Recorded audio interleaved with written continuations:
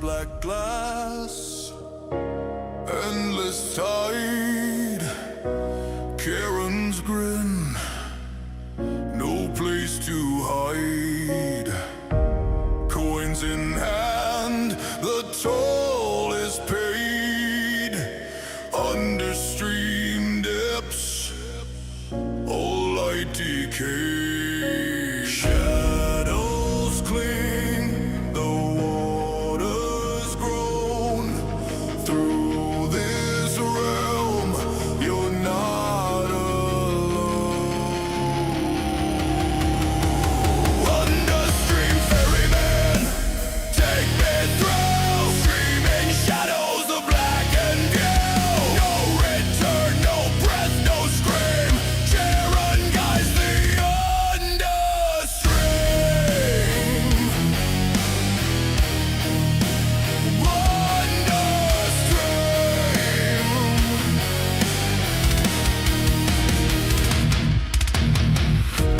Currents howl, the whispers bite. Souls adrift in endless night. Streaming body, my cursed kin. Our voyage ends where it begins. Pale hands row, fate is sealed. Truth beneath the dark reveal. Understream ferry, take me through. Streaming shadows of black and view. No return, no breath, no scream. Charon guides the understream.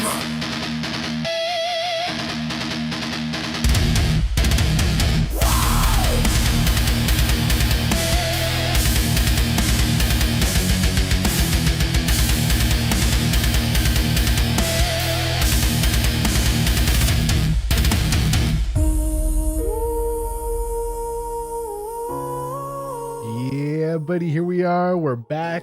We're still here. We're still doing it. Thank you guys for being here. Thank you for watching. Thank you for hanging out. Today's the day, you guys. The last day for season 4. Season 4 finale, you guys. Stargate Atlantis. We're going to be watching episodes 17, 18, 19, and 20. And we also got some special features. Special features. Actually, yeah, it was special features. Deleted scenes. So we'll see what they got for us. Hope you guys are all doing well and having a good week. Grab your snacks, your drinks, all your Stargate party enhancers. Midway, you guys. You got Amazon Prime. You can watch along. The timer's up at the top so you can follow. You know how the watch parties work. Meet me at 5 seconds. We'll count to 3 and we'll press play. We're gonna kill the lights. Kill the music. All right, you guys. Midway, great episode. For my where the homie comes back. There it is. 5 seconds. That's what my 5 seconds looks like. It's the Midway station. All right, you guys. We're gonna count to 3 and we're gonna press play. Here we go. 1, 2, 3.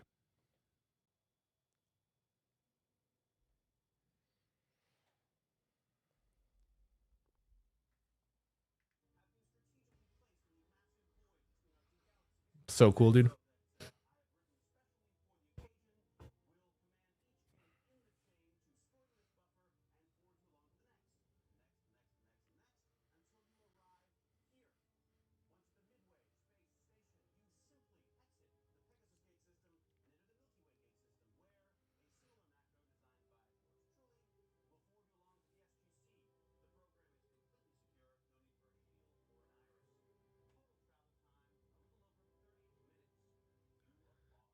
Bro. 30 minutes to get back and forth without, dude, without the use of a ship, ZPM.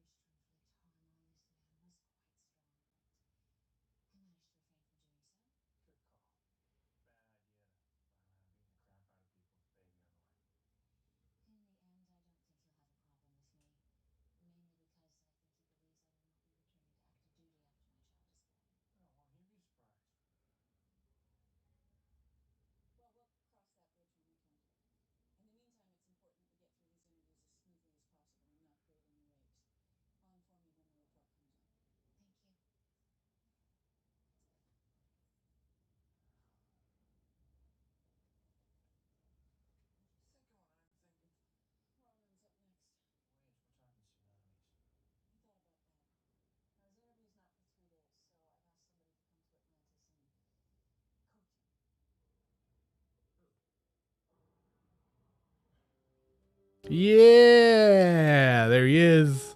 That's our guy. Hell yeah. Look at his hair.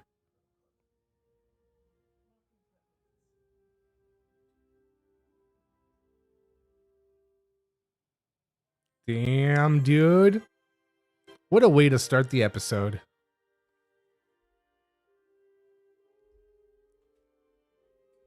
You guys remember what it was like when it was live? Were you there? Were you there when it happened? Yeah, it was cool.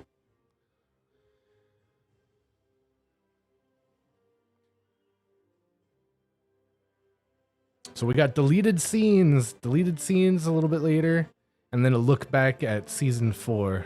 That's the special feature. So we're gonna watch all episodes first,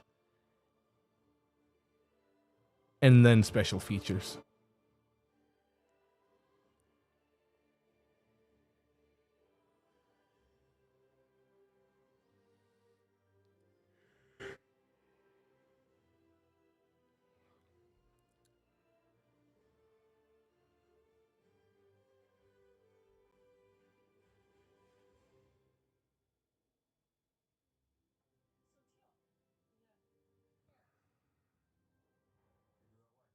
It's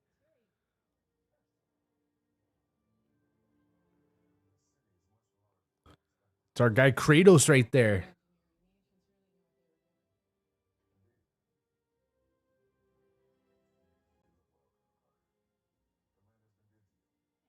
Yo, 51, what's up, dude? Yeah, bro. This week on Xander and Pals. Yeah, dude, we get that Xander episode finale. I don't know, I like that one. It's a good one. It's kind of a filler episode, but it's a good one. Yeah, dude. Hopefully we'll start placing our bets right now. So funny. Place your bets, place your bets. Teal'c's still my dude, bro. Over Aquaman for sure. But oh, get him, Teal'c.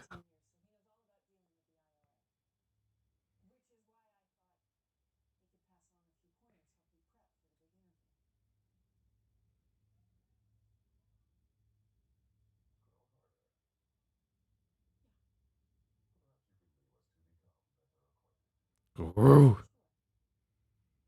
That's right.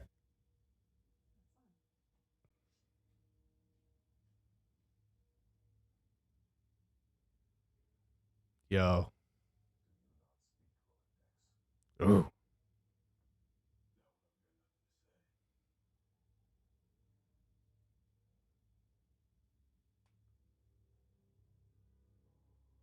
Damn.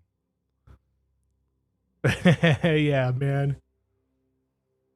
Yo, Nicholas, what up, dude? Hope you're doing well, bro.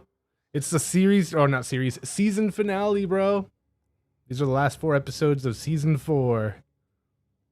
You got Prime, jump on. We're doing all right, pal. We're doing great. How are you? How are things going? Hope everything's good on your end, smooth, chilling.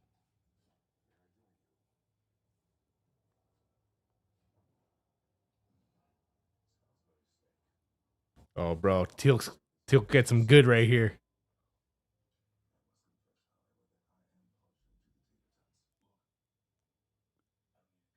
Good to hear, man. Hell yeah.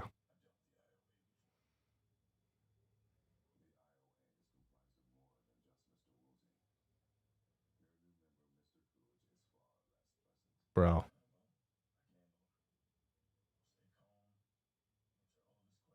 Stay calm, huh?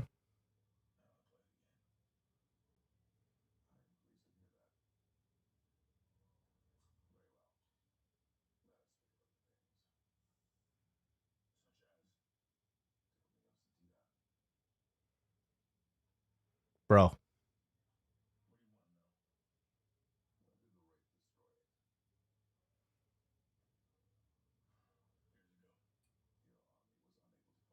Bro. Oh, we fought back. The battle lasted days. And when you finally surrendered, Bro.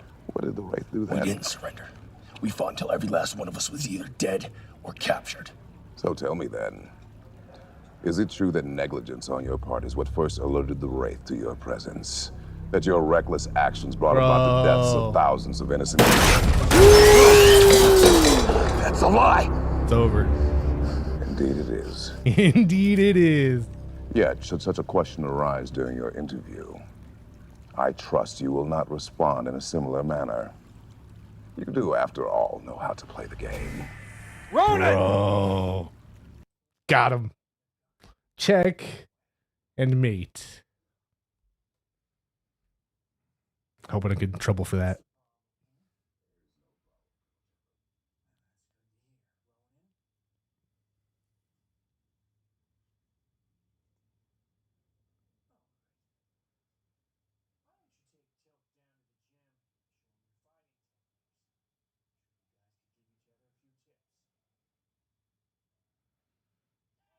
Bro. Bander's the one that suggested it. Yo, place your bets. Place your bets. Yo. Friendly sparring, huh? Bro.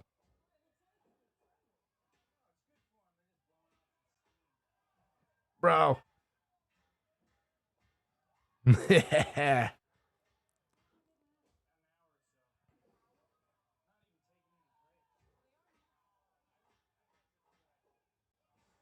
Bro.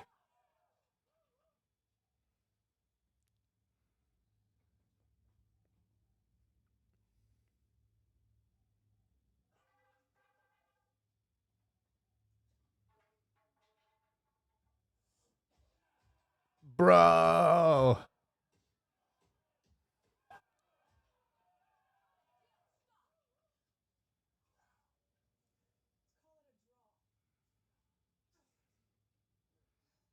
Teal'c would have won. Teal'c would have won. All of my money would have been on Teal'c.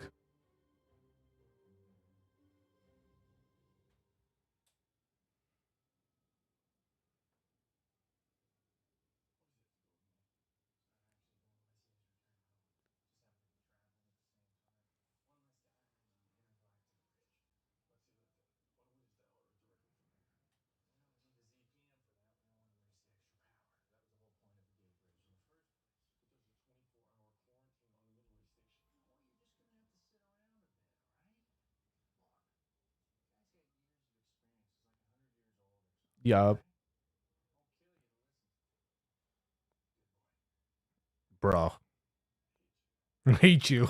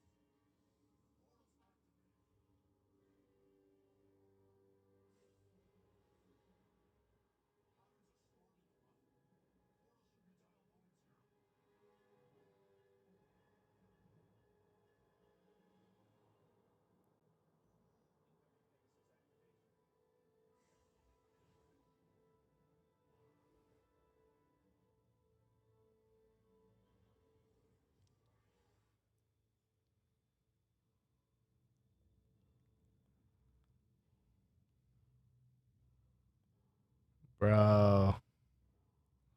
The midway station is all done.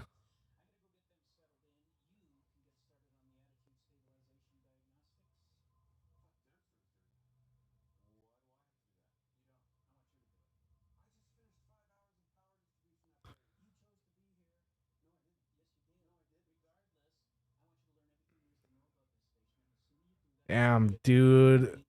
The guy with the glasses. Hate that guy. Always complaining, always a downer, always talking smack, always rolling his eyes, kicking dust up, dragging his monkey feet. Bro. Francois, what's up, dude? Not this guy with the glasses, the other guy with the glasses.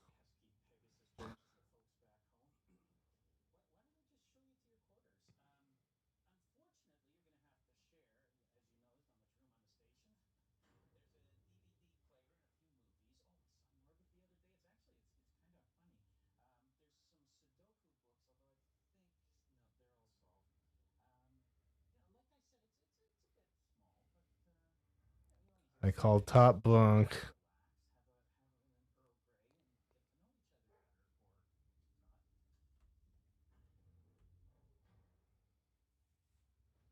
Nice, nice. No news is good news. Hell yeah, hell yeah.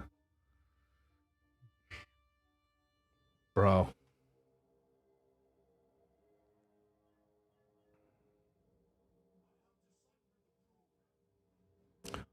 Damn. Already deciphered the program. How long has Midway been around?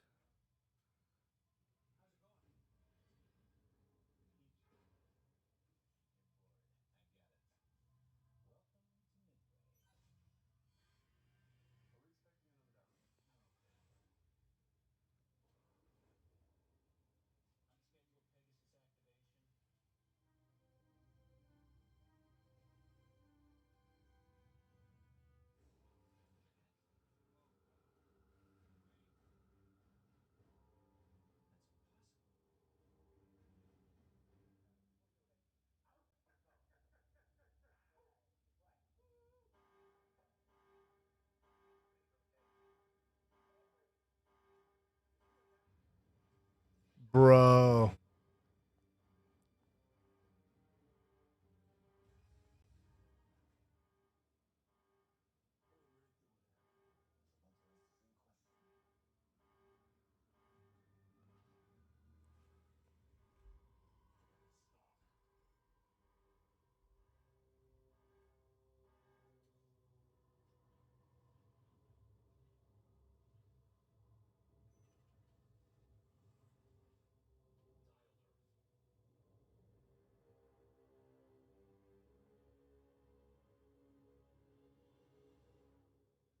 Hell yeah, look at that shot.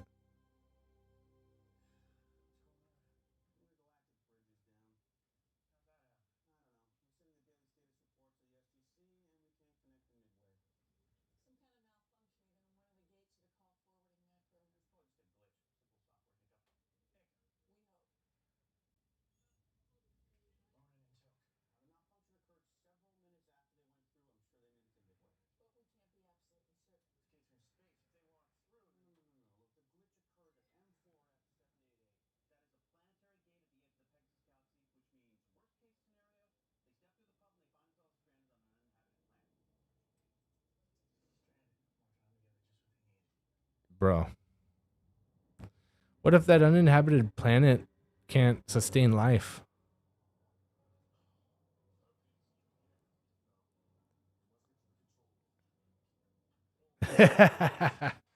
Yeah, dude. Yup. Yup. Damn, dude. Yeah, show those Wraith who's boss.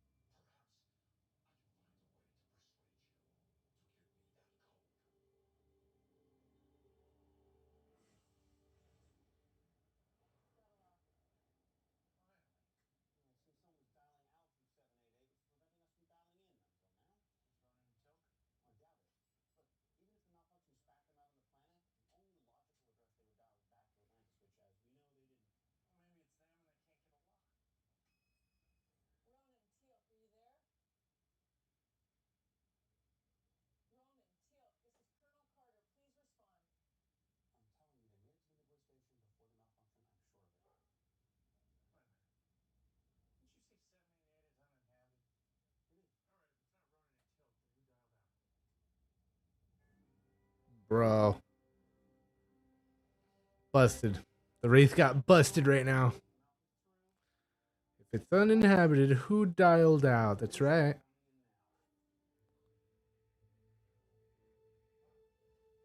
There's nothing there.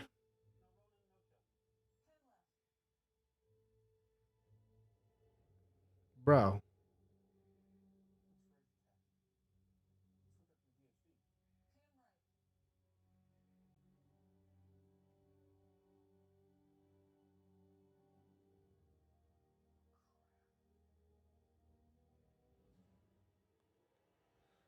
Of course.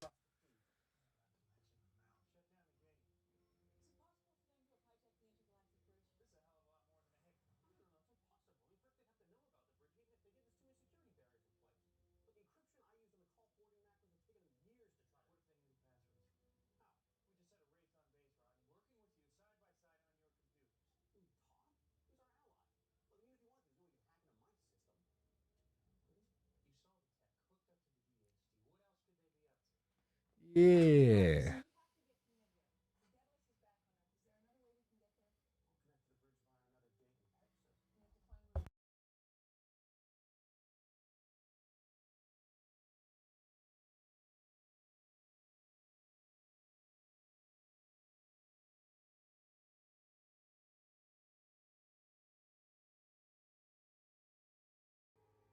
Yeah, buddy.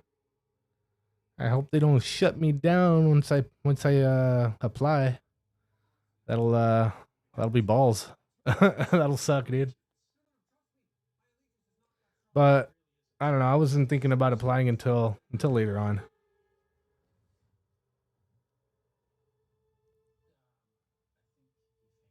But yeah, we'll see.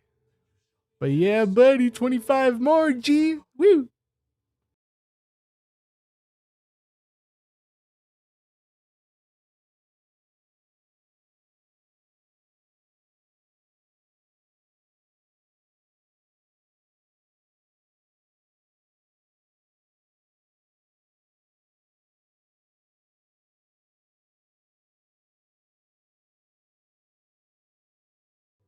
Yes, sir. Watch hours are good.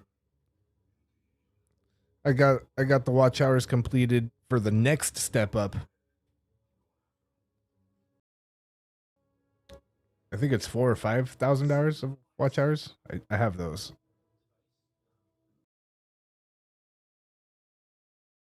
Yeah, buddy. All thanks to fellas like you. Wouldn't be possible without the fellas like you. Yeah, I appreciate you guys.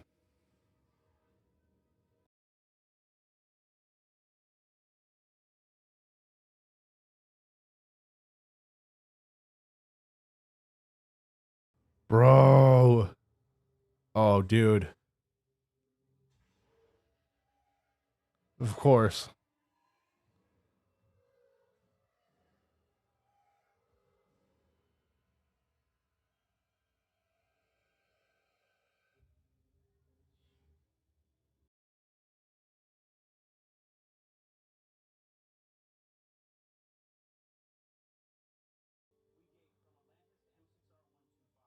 Yeah, your favorite, the best there is.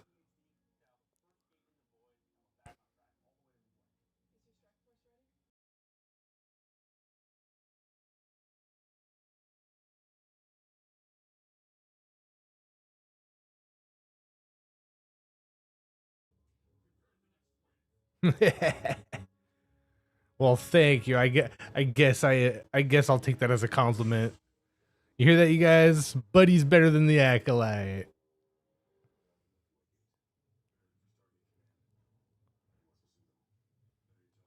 Hey, duck tree that over there.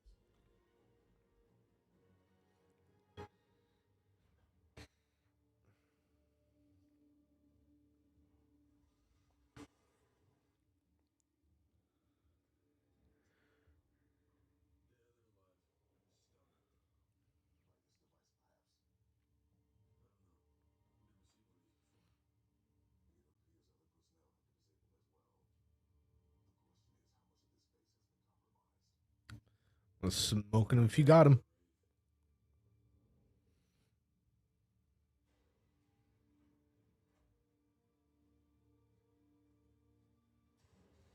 Bro.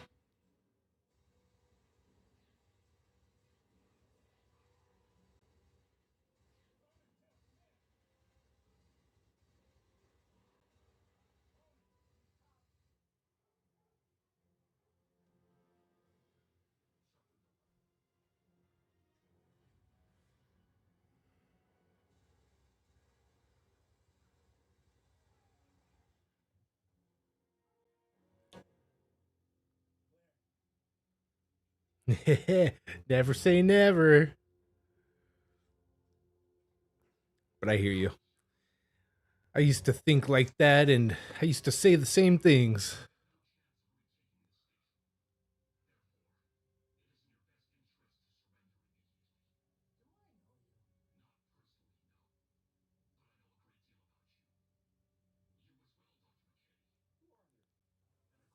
What? No, God, no. Never. Never. Stay away from that stuff.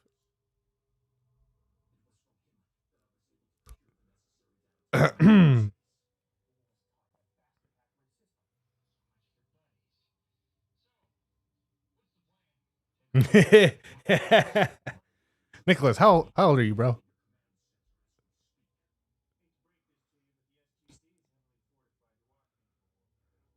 I never have either. Yeah. Don't get caught up. 49? Oh, okay. Yeah. Well, we could let you in on the secret then. Yeah. 36, dude. 36. It flies by.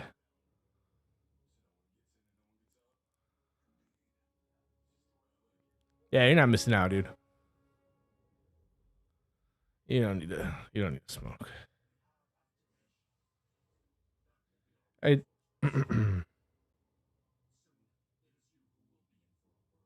uh I'm close to it. 89. Bro.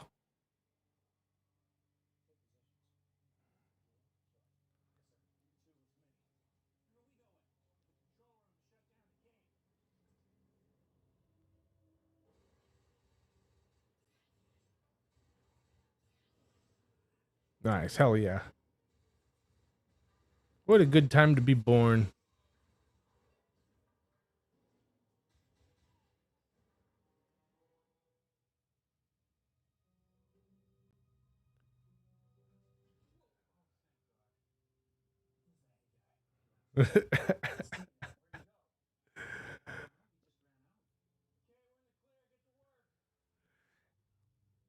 Yeah, but I feel like to Francois, everybody's a Fed.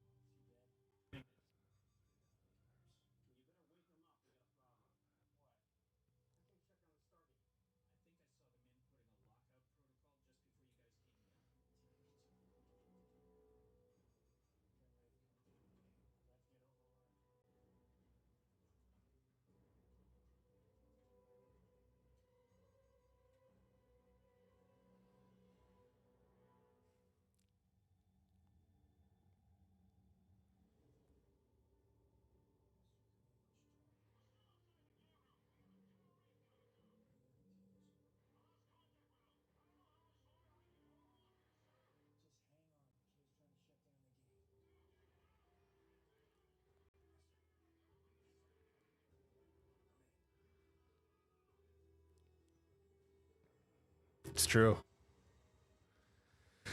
It's true, bro.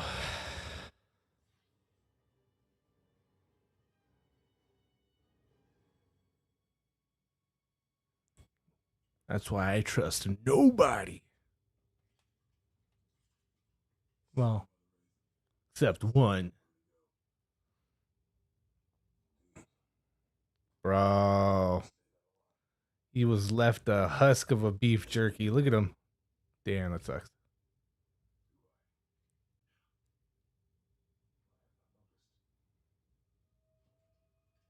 That's right. Exactly.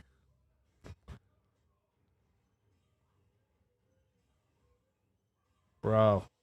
Oh yeah. I feel like this is Teal'c and Ronan's take on Legolas and Gimli. Like, seeing who can take down the most orcs. Seeing who can take down the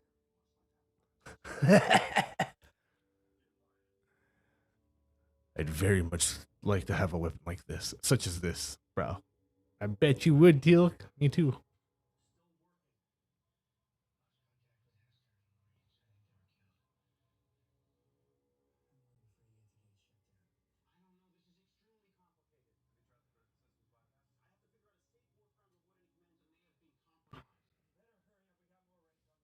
Yeah, throw me, dude. Nobody throws a dwarf. Bro. You're gonna have to throw me. Bro.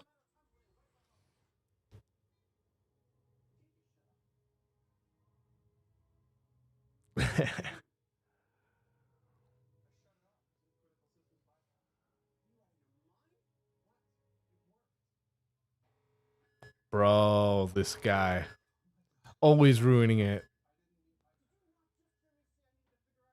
Somebody like push him out the airlock or something, dude. He's been a problem for like 6 seasons. And this is the 4th season of Atlantis, so that should tell you something. Hate that guy.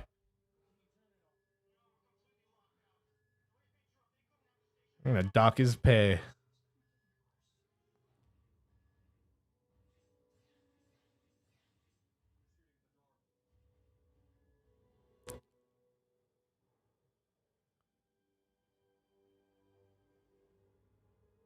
Nice.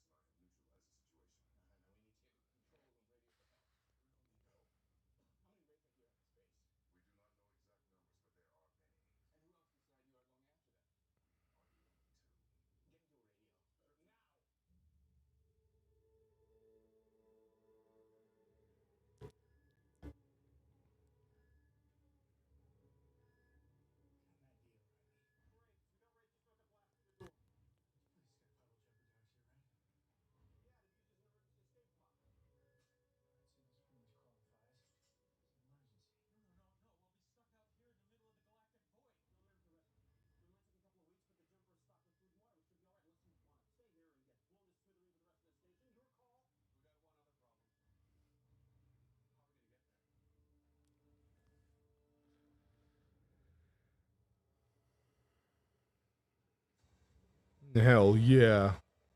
Bust him up. Damn, dude. Mummified. What a horrible way to go.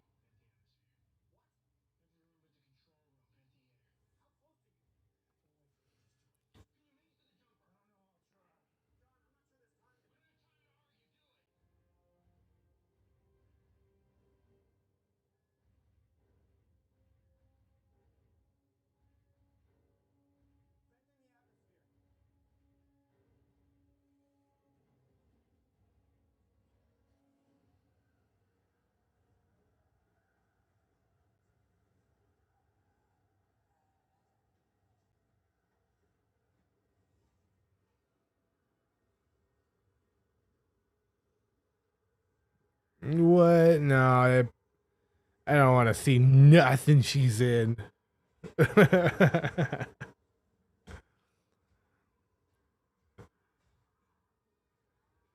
No. Was it good? Was it any good?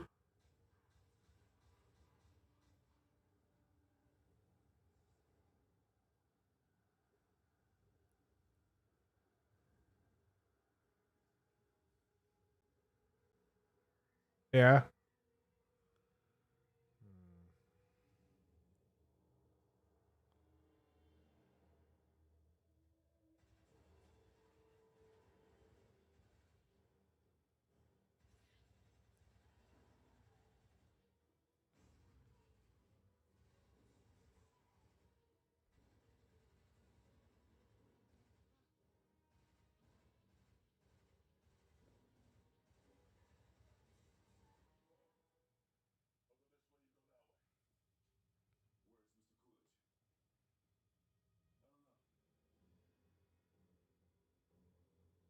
Oh yeah.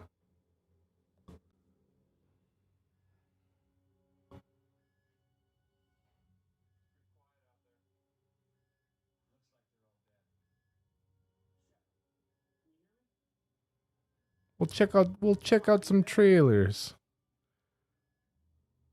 Let me write it down because if I don't write it down, I'll forget.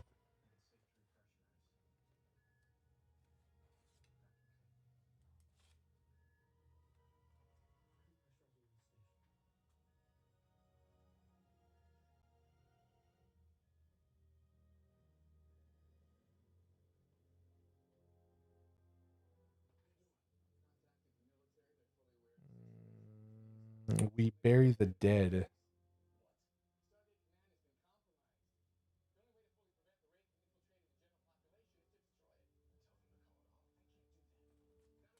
There.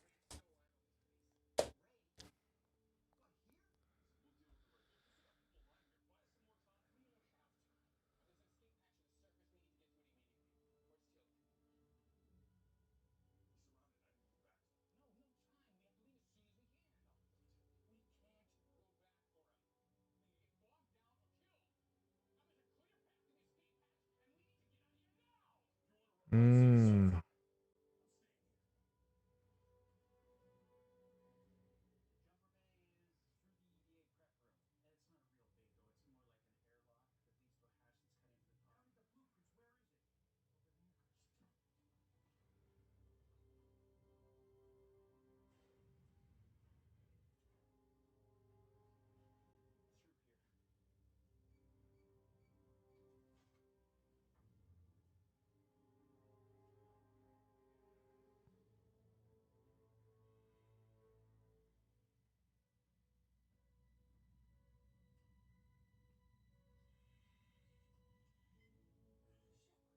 Bro.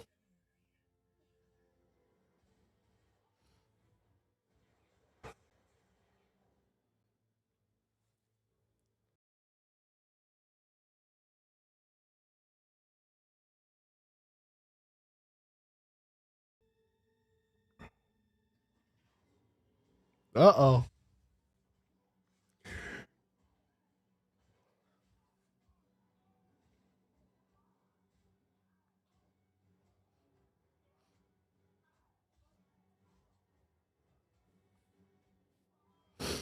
Bro. Yeah.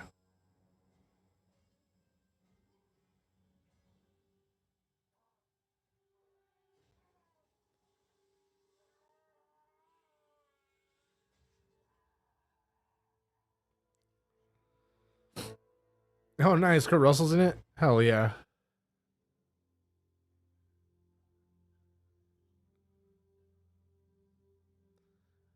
Damn, dude. I mean, I guess I'm gonna have to now, huh? Does it look that badass though? Did you guys hear any of the good things about season one? I haven't heard nothing about season one, but I don't know.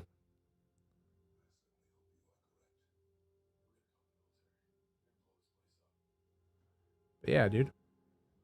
We might be able to do that.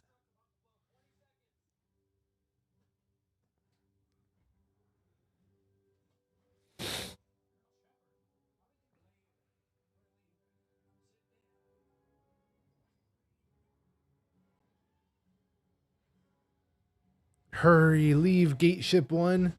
There it goes. Damn, the end of Midway.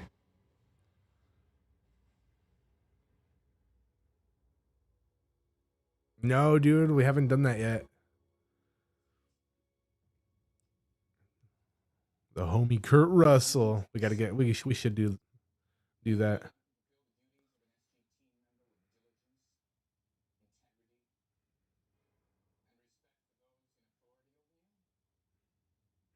All right. Yeah, I'll look into it. I'll check it out.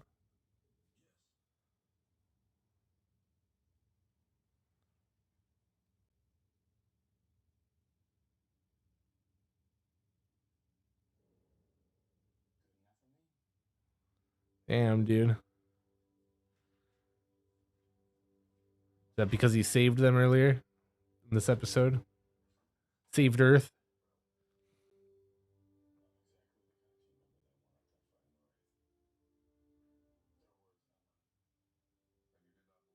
Yeah.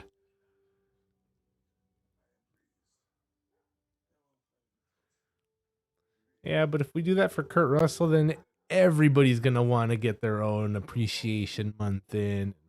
Then they're gonna start making up their own months for their own appreciations, made up Yeah, no, we're just gonna close the gate right there before we even open it. But Kurt Russell, you're in our hearts.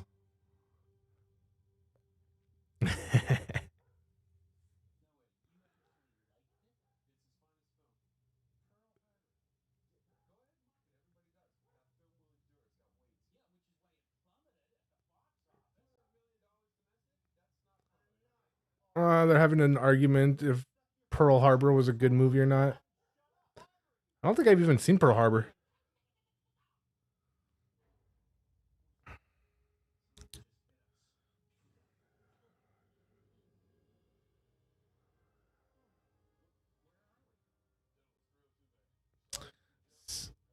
Yeah, that sounds good. Like that's down. But what's gonna suck is if everything that they've shown in the trailers is pretty much everything you get to see of the monster during season 2. It's one of those where you finish season 2 and you're like, damn, dude, I already saw all this in the trailers. Kind of like with a movie that they show all the action parts in the trailers. You go to the movie and you see it and you're like, oh, dude, I already pretty much saw the whole thing.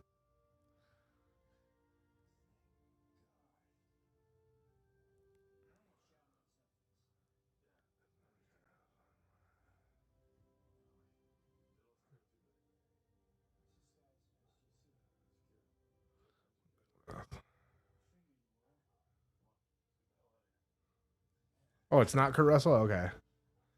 Oh.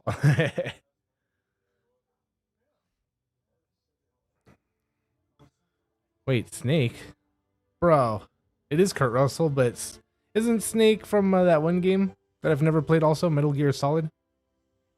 I don't know about that last name, though, since I never played it.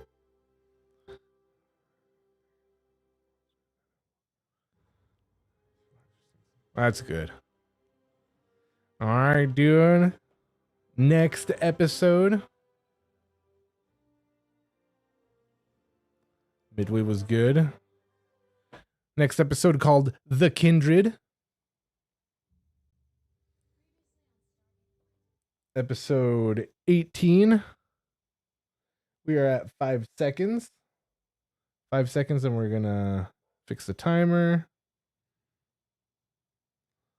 All right, everybody get there. It's on Amazon Prime. Meet me at 5 seconds. We'll count to 3 and we'll press play. This is what I see at 5 seconds. And good old Todd, your buddy Todd. All right, here we go, you guys. 1, 2, 3.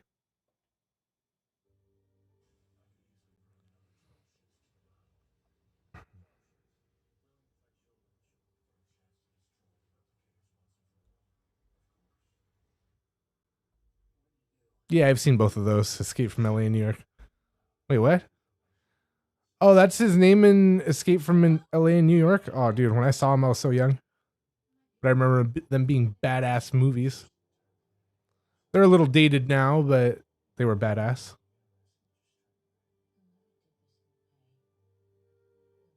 Bro, when he surfs down that oh, dude, so funny. So funny. Yeah. Oh, really? Damn, I had no idea.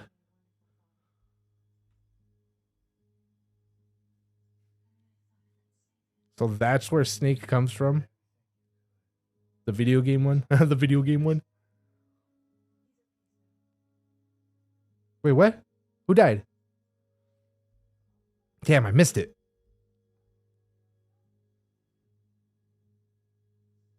Oh, is it Taylor's dude?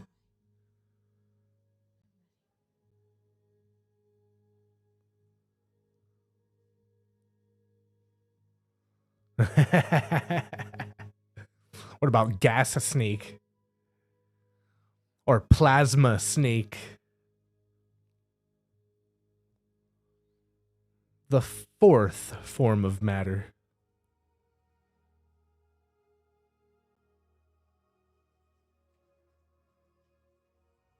Bro. Yeah, it is her dude. I kind of remember this episode. I remember this episode being not that good. But I don't really remember it that well.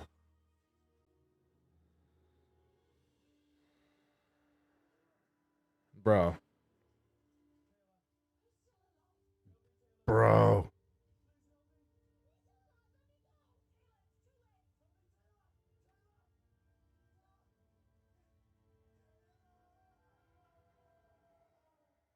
Damn, dude.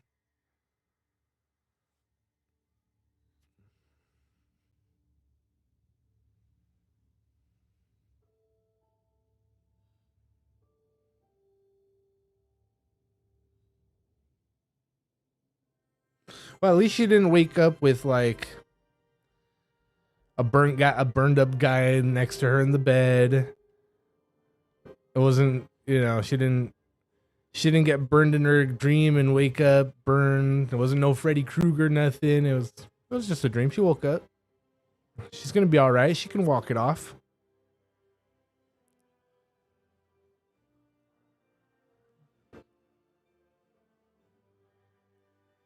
Yeah, no, that's what I was saying earlier about it being kind of like a filler episode. But yeah, it was a fun one. It was a fun one, but I feel like they do that also to like kind of get pull the rabbit out of the hat on information that we need, letting us know the impending doom that's on its way, kind of like the quantum mirror from SG-1.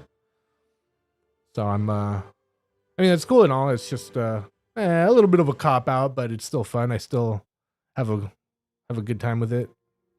Fun ride. What? That's so funny. That's dope. I had no idea. Yeah, I've never played any of the Metal Gear Solid games.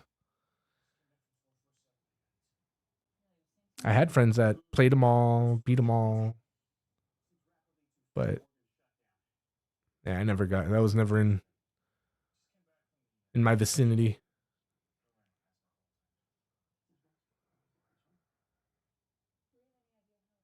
Rest of the series, man.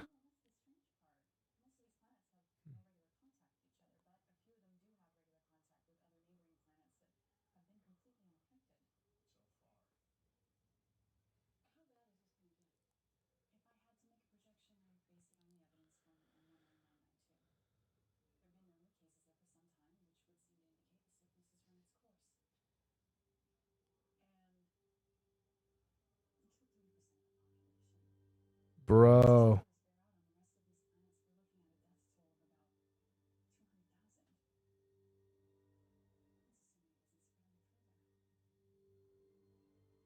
that's crazy.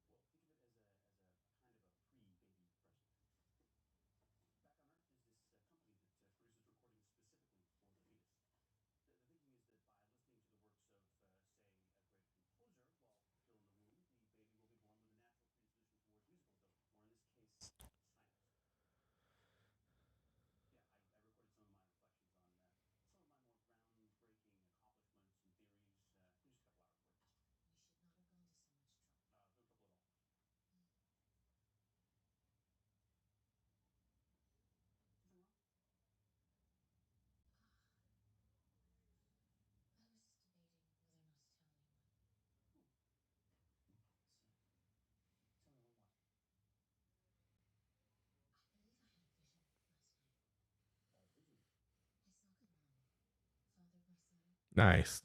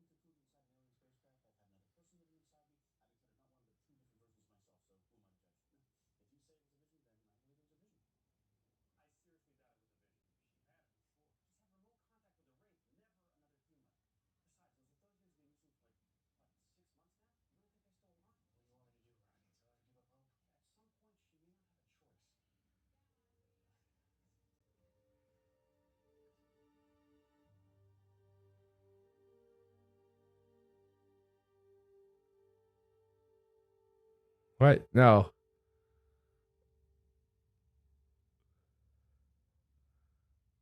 I'm not your clown.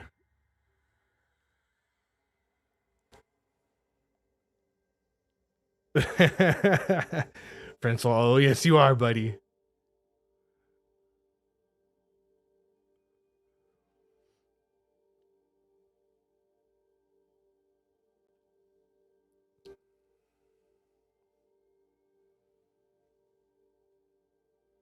My boy Christopher Walken.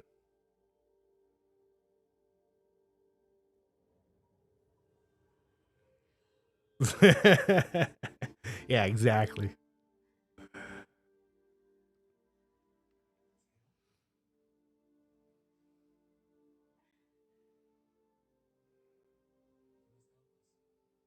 What, Rob Schneider now?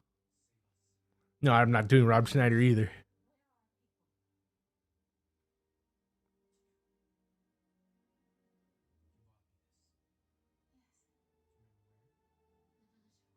Damn, I have a shirt with that same symbol on it.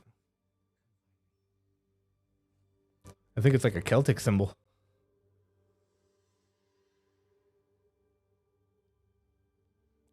Oh, did she bring it with her? Is it in her hand? Did she pull it out of the dream? No. Goose egg.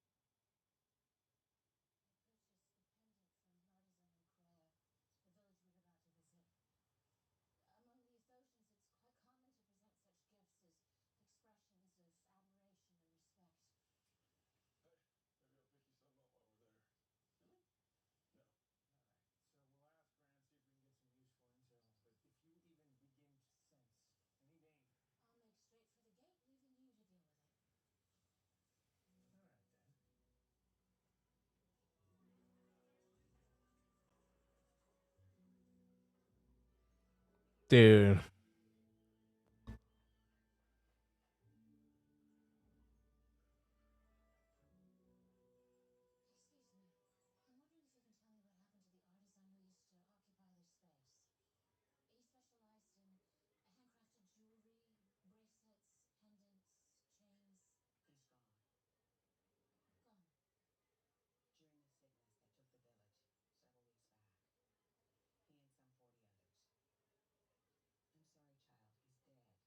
Bro.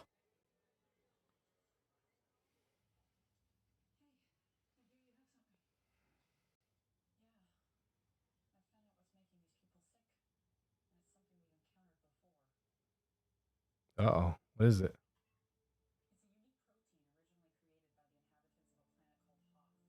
Hoth? Are you serious? They should call it cold.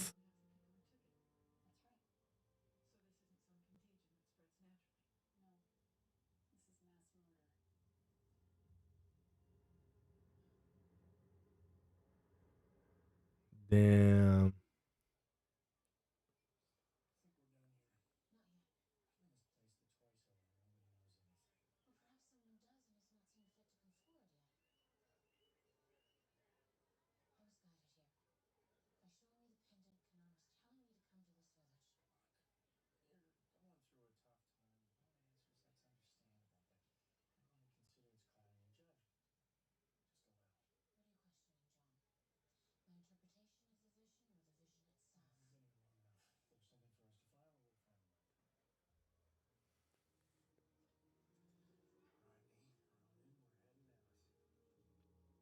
Yeah, dude. Well, I still don't remember how this one ends, so I can't really say. But yeah. But you probably just saw him recently, right? Yeah, the last one's good for sure. First one we saw with Teal was great.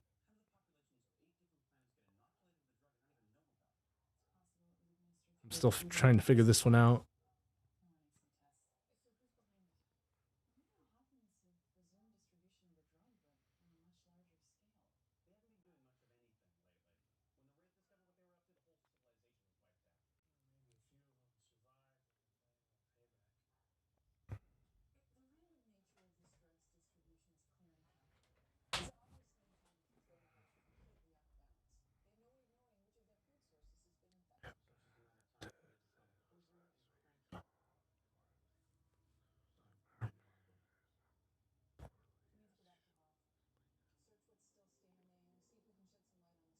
What?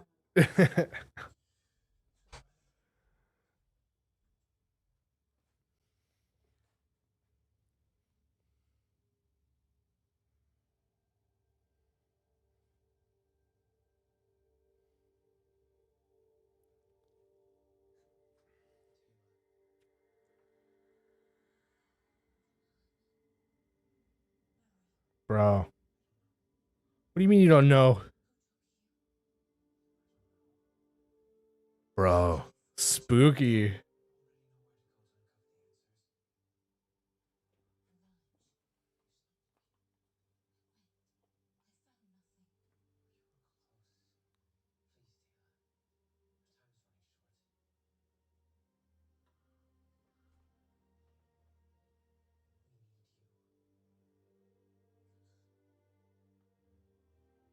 Kanan. You mean Kanan? Kanan.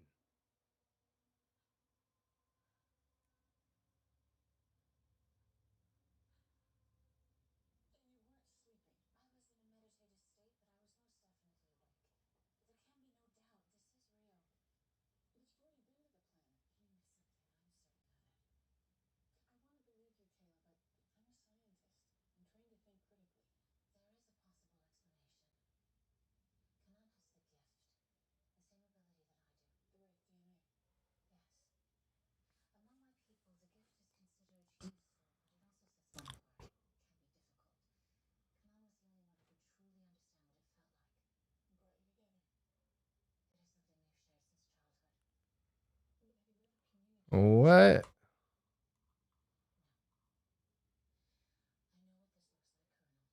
Yeah. I mean, for the most part, yeah, but I hated it more at first. Then I kind of got over it.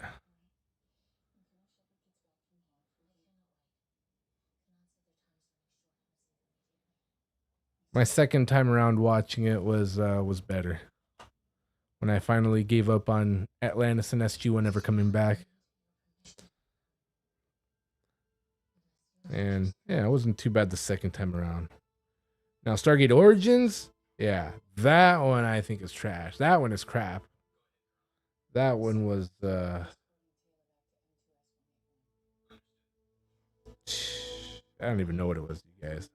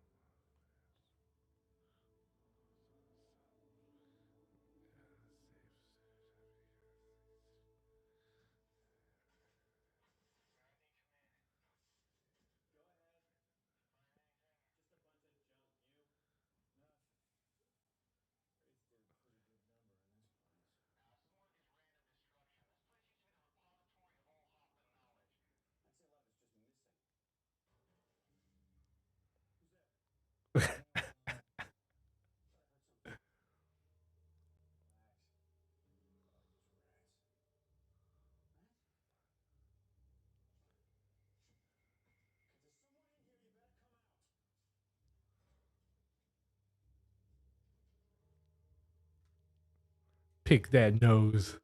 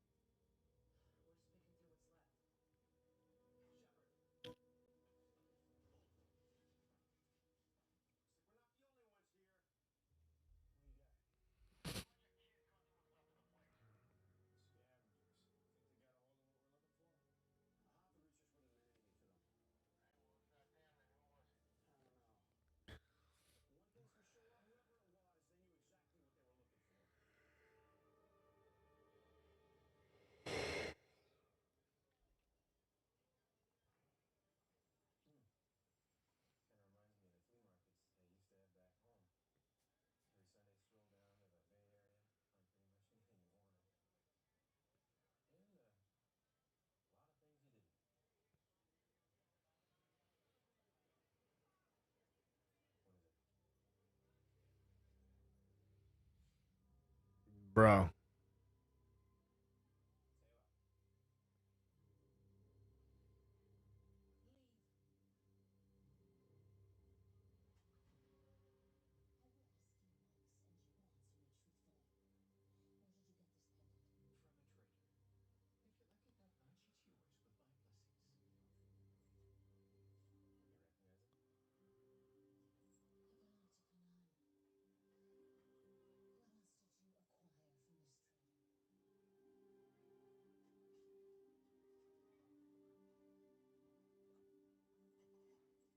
Bella Truth, what's up? Thank you for being here. Thank you for stopping through.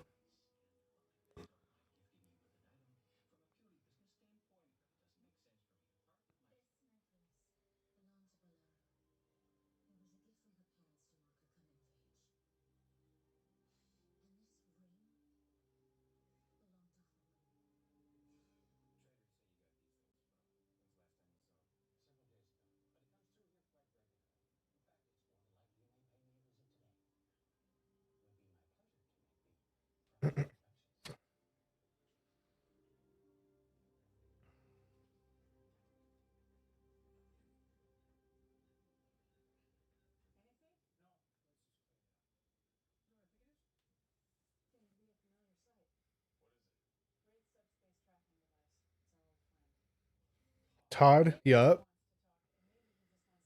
Got some real nice merchandise for you today, my friend. Real nice. Hey there. How you doing?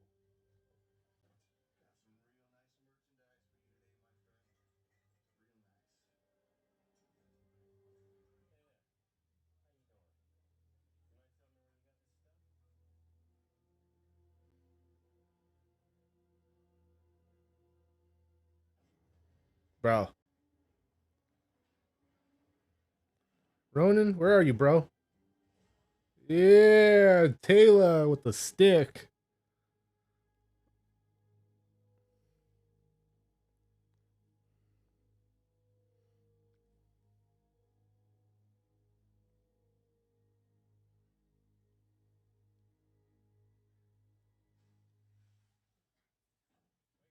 Wake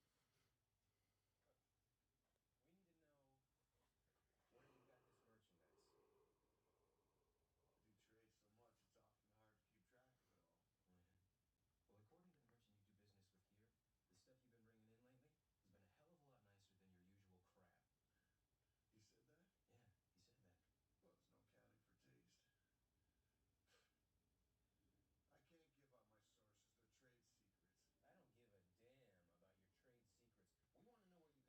so much, it's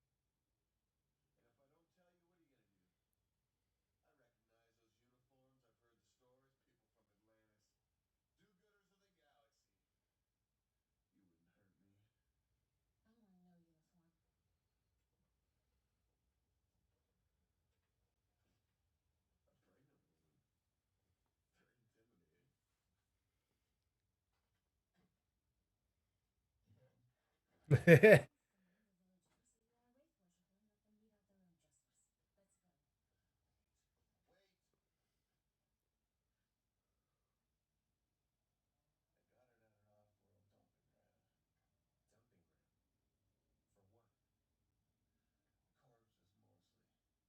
For what?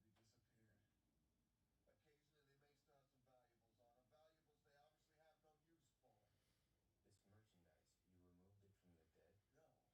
dead? No. Damn, dude, what is this place? Shepard, I got something. How's your dad? There's no marks on him. That's because there was poison. And I suspect you already know how. First thing we do when we get to the gate is radio back to Atlantis. Let them know where we're going, okay? Listen, Taylor. I know you're looking for answers. What happened to your people? But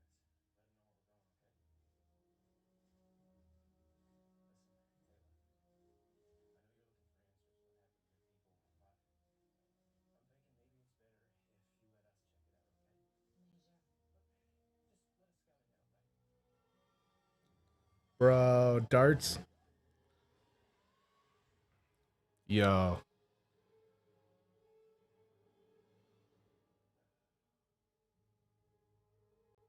Many of my You show that drank who's boss. food supply. That's a shame. It's not really our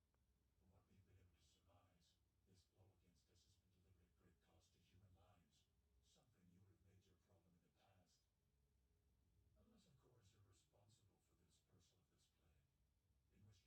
you're responsible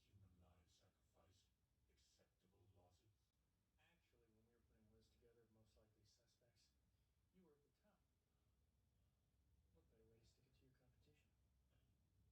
consider the human lives sacrificed acceptable losses. Actually, when we were putting a list together of most likely suspects, you were at the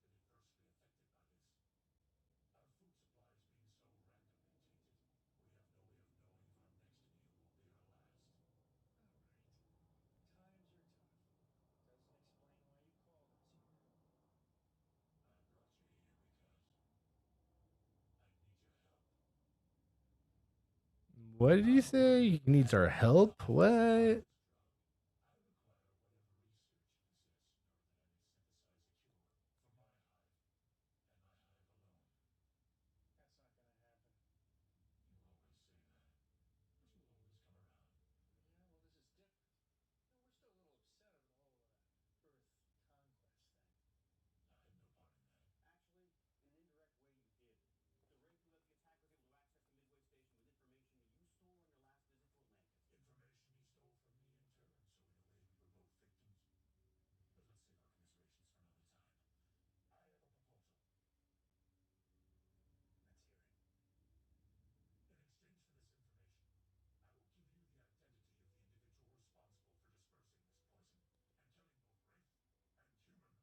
Bro. A couple minutes ago, I thought we did it. There are only two parties who possess the resources and capabilities to launch such an attack. If you are not responsible, then, by process of elimination, there can be only one. Bro, is it the Janai? Is it the Janai? Damn.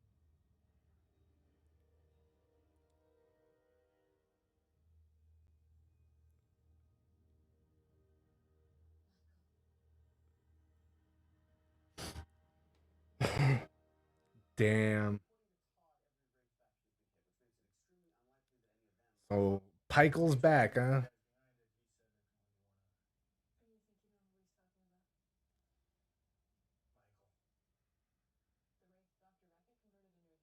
Well, temporarily converted. Eventually, he became a kind of a human Wraith hybrid. The other Wraith in Atlantis. Hybrid monstrosity. Kind of holding a little bit of a grudge ever since. He's not a big fan of humans either. Well, for him, the Hoppin drug is the perfect weapon. Still, this is just speculation. I mean, do we have any proof? Well, not really, but even if we did, we'd have no way of finding him. We can go back to Todd, see if he's got something more than a name. Oh, wait, you're not seriously thinking of giving him our research on the Hoffman protein? Well, why not? Because we'd effectively be giving the Wraith the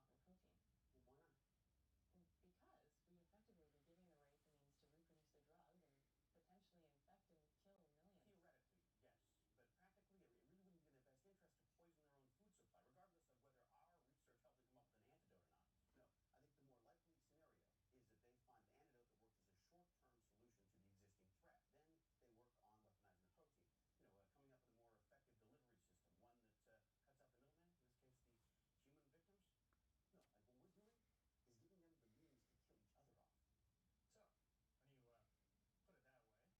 Nice, dude. Get your hockey on. Let's go, Krakens. Have a good time. Catch this later. Or leave me on in the bat, whatever's easier. And yeah, dude, thanks for hanging out. Chilling. We'll catch you soon.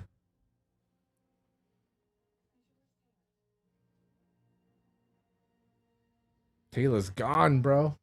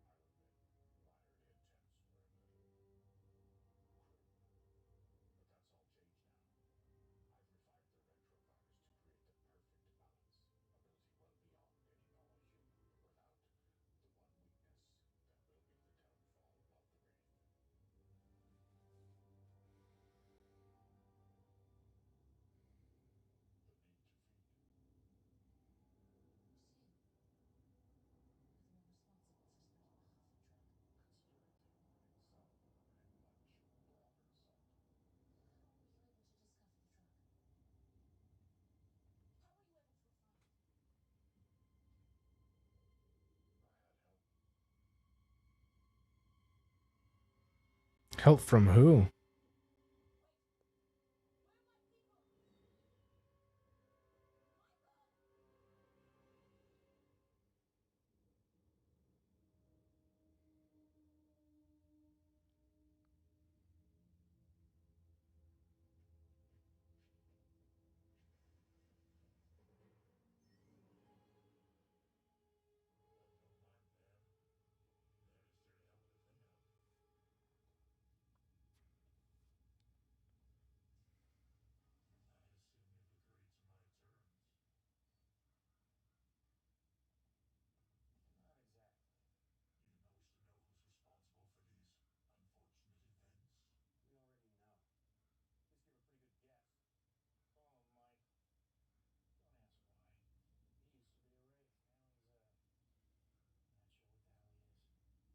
Abomination.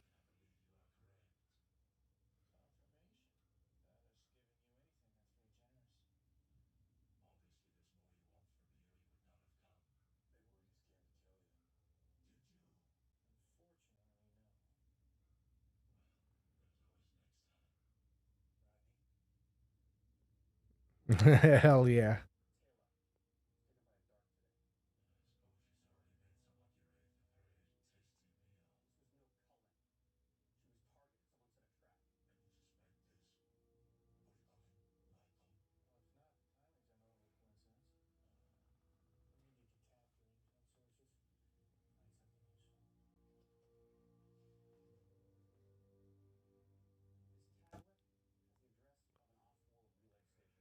Yup.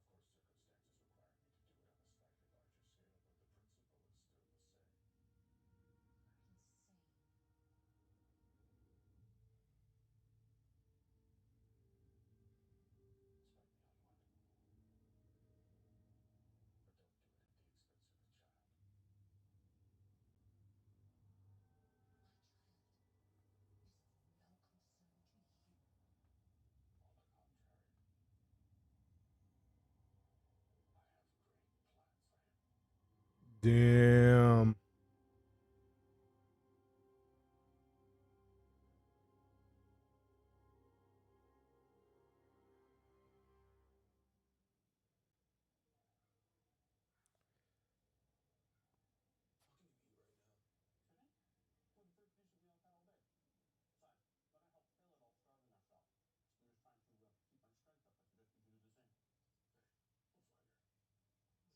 Hey, we'll find her. Just gotta do something. Colonel, looks like Todd came through for you. You did? I just got a message from the relay station. Apparently there's a rumor going around among certain Wraith worshippers about one of our people being held captive. Got the coordinates. We need Lauren and his team. He's already volunteered. We'll gate to the nearest planet where the Daedalus is en route to pick you up. Let's go. Told you I'm not hungry. Kanan. Kanan. What has he done to you? Kanan, it's me, Taylor. I came for you, just like you asked. Like I asked. I was the one who had visions. Appropriately disguised, of course. You're lying. I reached across 10,000 light years of space and touched your mind. There is more of a bond between us than you know. Once the child is born, the bond will grow even stronger. Enjoy your kid. Kanan, you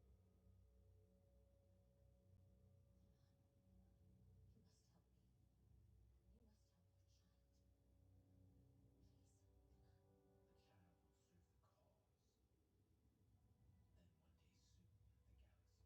the galaxy will be ours. Bro. Kanan's lost it, you guys. Oh, nice. Hell yeah. Colonel? Shepard?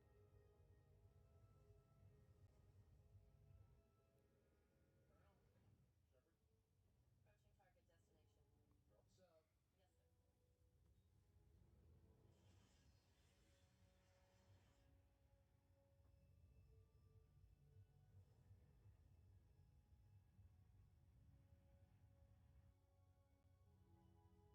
Yes, sir. We were able to get a lock on Taylor's subcutaneous transmitter. I'm a little surprised there. I'm sure Michael got rid of that. So I have to do things live? Good. Let's do it. Hell yeah. Blow shit up. All right,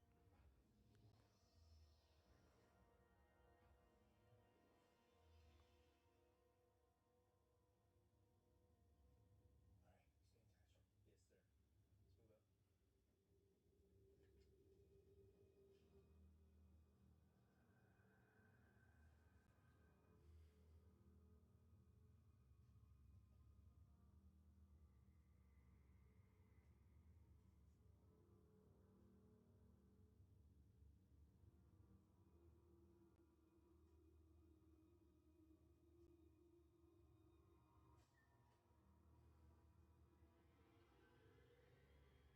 Let's move out. Ooh.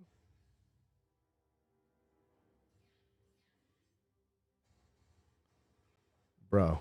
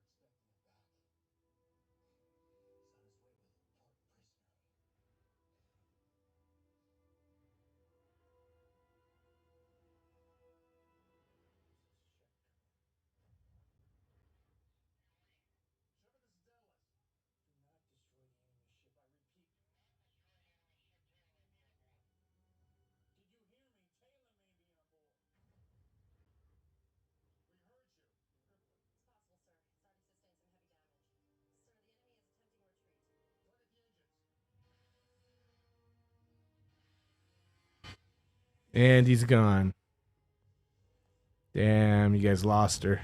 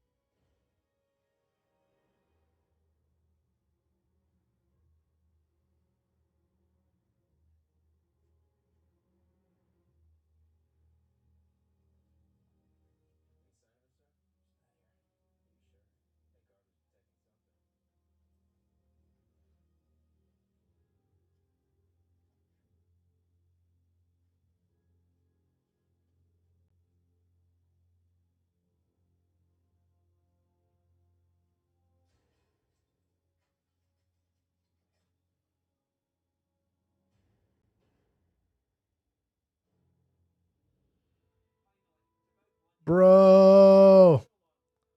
There he is. Finally, it's about bloody time. What took so long? Damn. Bum bum bum bum. Yeah, this whole episode was pretty bad up until right there. That was the only good part of the episode. All right.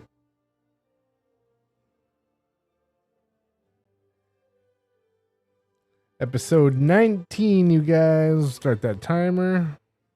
Previously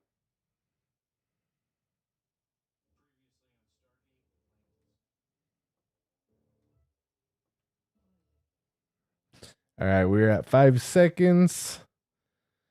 Kindred part 2? Yeah, Kindred part 2. We're going to count to 3 and we're going to press play.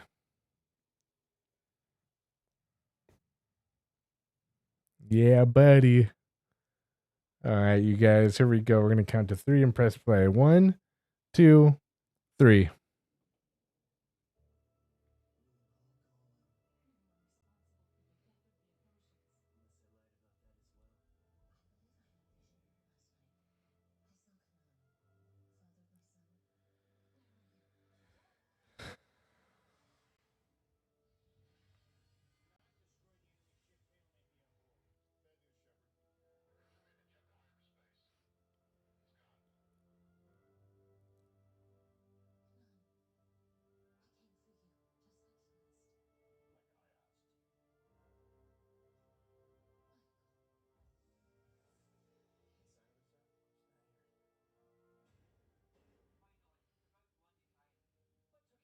Bro. Carson. Bro.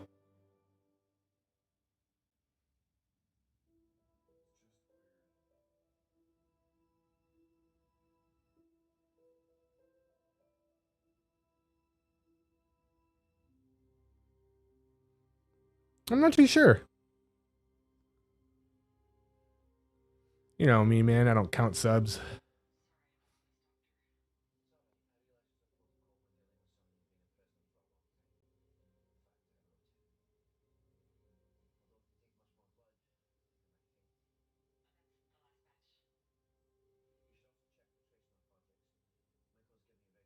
Bro.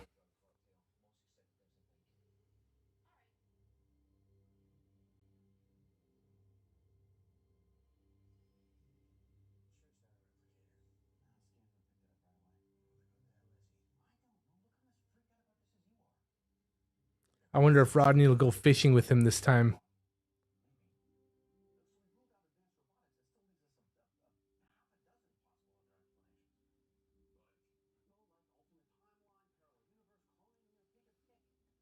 Nice, nice, nice. Well, I'm glad somebody's keeping track.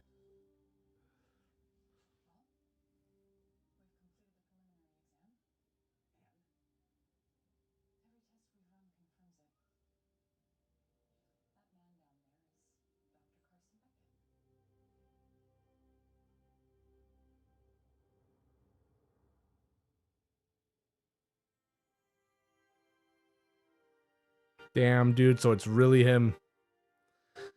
Not a replicator. Well, as far as they're concerned, it's really him. Yeah, dude, but when like all your buddy is wanted you to do is to go fishing with him and you keep putting it off, you keep telling him no, something keeps coming up, excuse after excuse, and then your buddy dies. Well, I hope you feel like shit. Yeah, dude. That's what I mean by that time you have precious. You'll never get it back. So hopefully they'll go fishing. Hopefully. Probably already forgot what it felt like though. He's probably like, "Oh yeah, Beckett. Yeah, he's kind of annoying me again."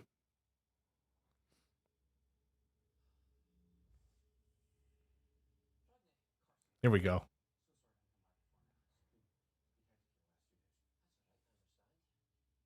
more than when I can get out of here.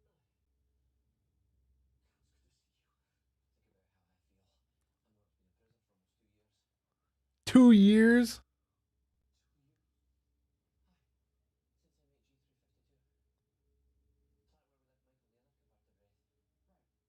I met you 352. Planet where we left Michael the other. Goodbye to the raid. Right. Where you were captured. Bro. Well, yes.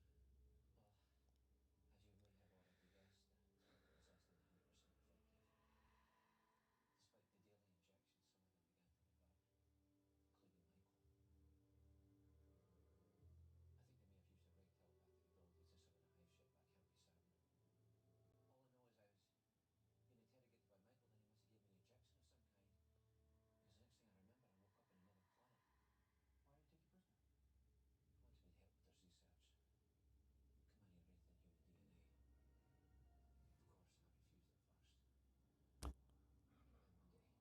Bro. Yeah, dude, exactly. Exactly. Such a good saying, but I fail at that. I fail at that a lot. I'll just do it tomorrow.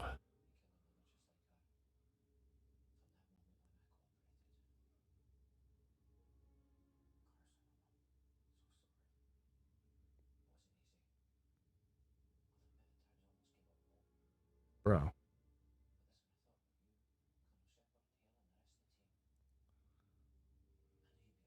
Damn, dude, that sucks. So as far as he's concerned, he's just been captured. Nobody's been looking for him because everybody thought he was gone. Yeah, yep.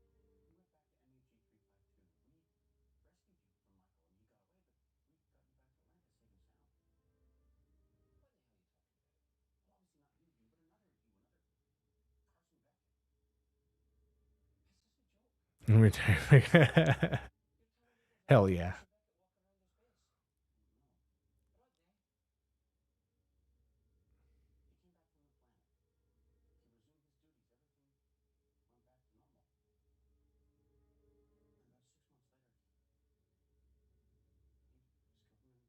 Bro.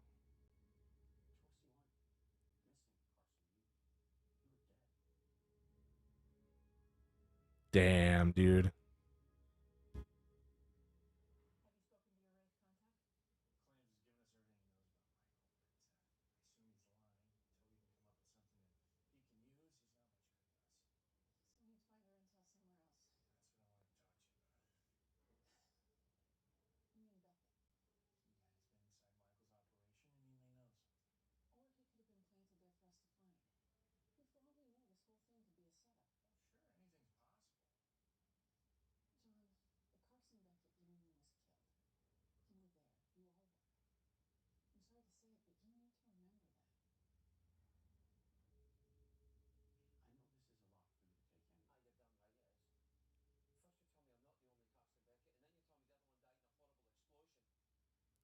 Poor guy.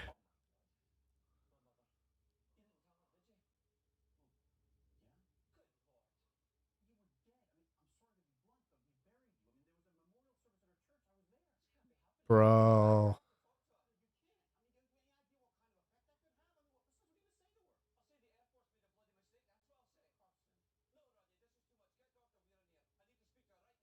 Dr. Weir's gone, bro. Damn.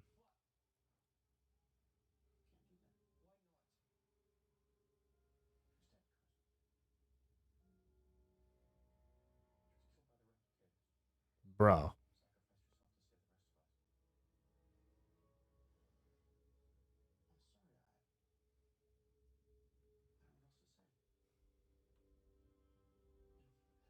No. I never liked any of the Scream movies.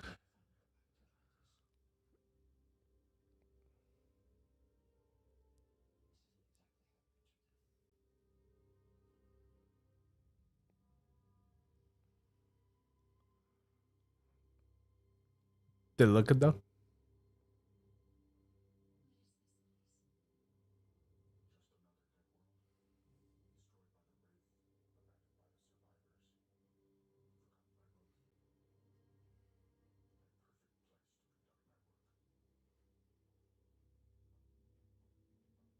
Yeah.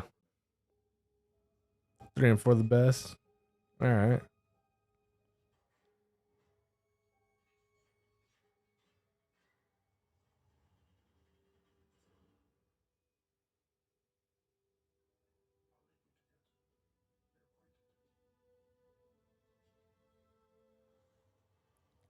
Those are her people, huh? What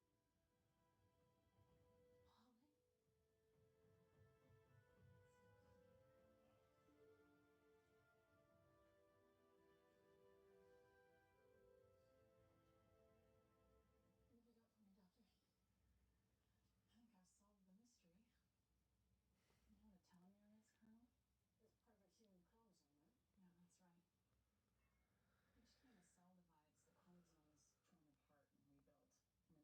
As a result, telomeres become shorter over time. The more we age, the shorter they get. And this is Dr. Beckett's? Yeah. According to the scan, his telomeres are 30% shorter than they should be for a man of his age. And the only explanation is that the original DNA came from an adult cell, one where the telomeres had already started to degrade.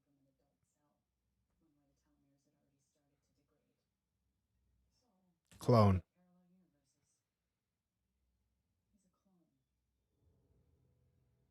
Damn. I did not ever think I would see you again. Nor did we. I just wish it were under happier circumstances. Where are the rest of my people? They were taken. Taken to be experimented upon, converted into one of those things Moses made. Months since the day of our arrival. Not influenza first. I know.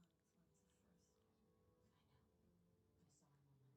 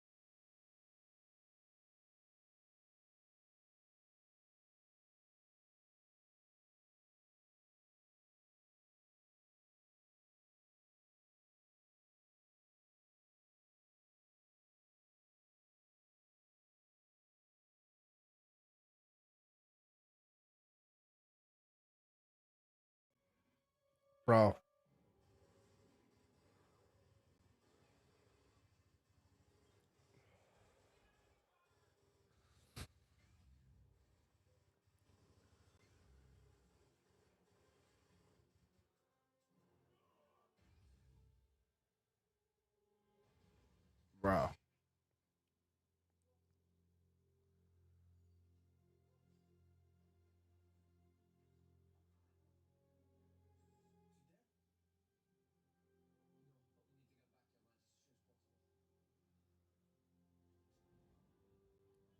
No, Shepard's team's coming back. They've got injuries.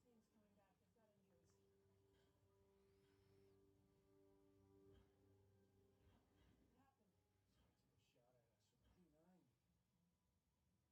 at us with a P9.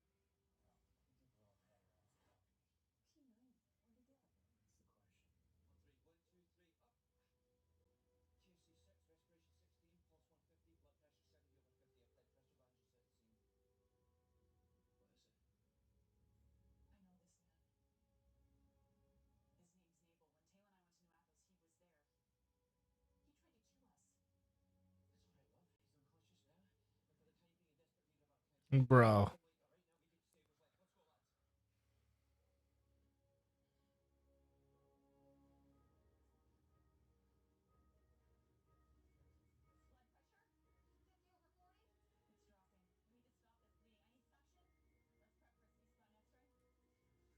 We need to stop this bleeding. I need suction. Let's prep for a CT scan x-ray. What can I do? Grab some clamps and get busy. Right. I'm guessing some pretty severe No.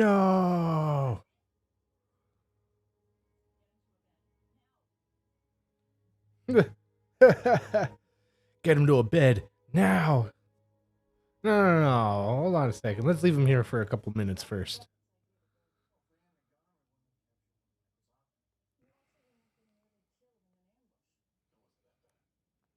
It was one The unseen enemy is scary as fuck. One of our own weapons. Absolutely. Spy in the Ethiopian village. He got the P90 from the weapons cache we left there. It doesn't change the fact that you were led into an ambush, intentionally or not.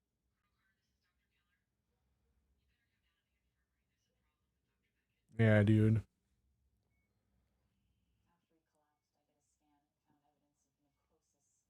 and found evidence of necrosis in several of his internal organs. Cells aren't renewing fast enough to sustain tissue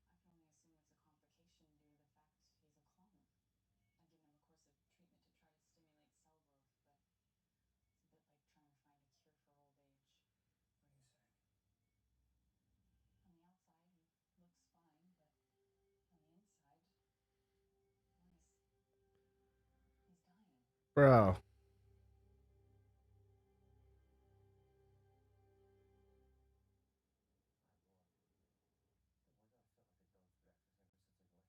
I'm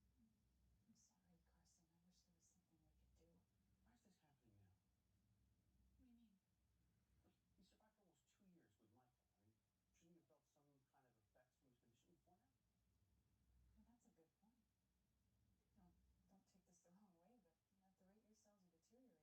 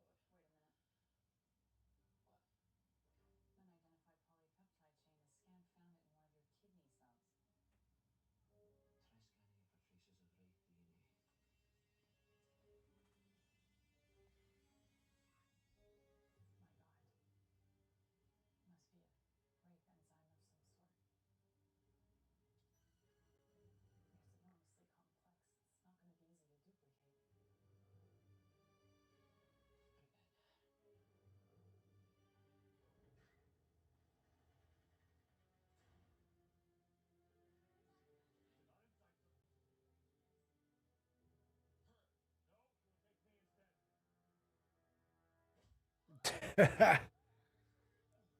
Thanks.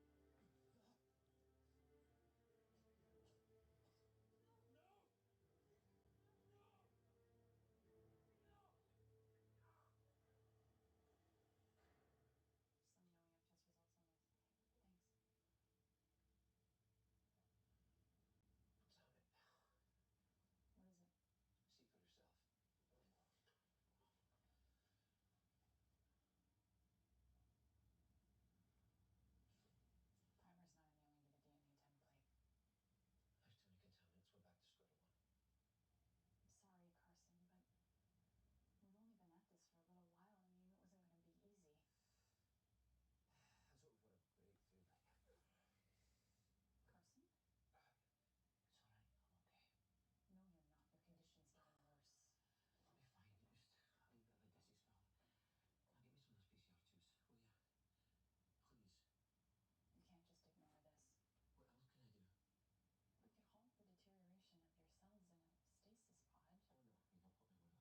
spell. Now get me some of those PCR tubes, will you? Please. You can't just ignore this. What else can I do? We could halt the deterioration of your cells in a stasis pod. Oh no, you've not put me on one of those things. But it makes sense. I mean, that way when I figured how to fix this... What if we can't? I'll be stuck in that bloody machine for God knows how long. Isn't that better than trying in vain to solve this while the clock's ticking away on your own life? No.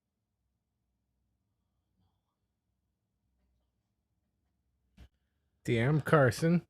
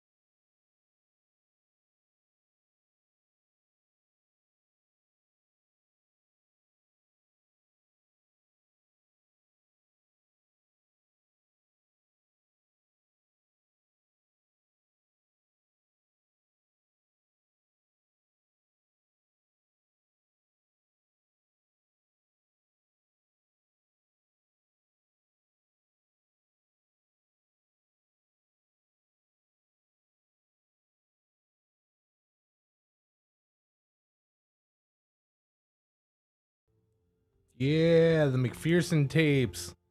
Hell yeah.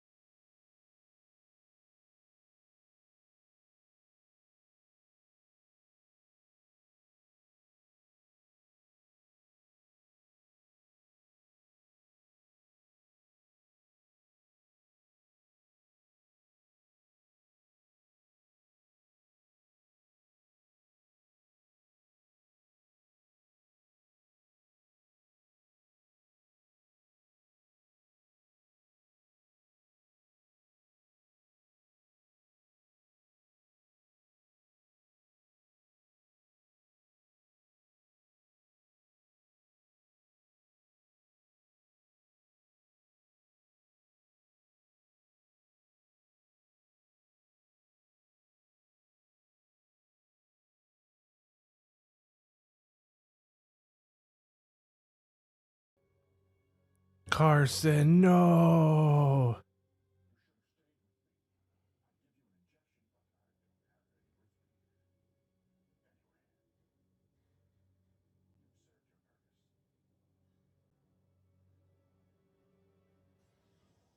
Damn, dude.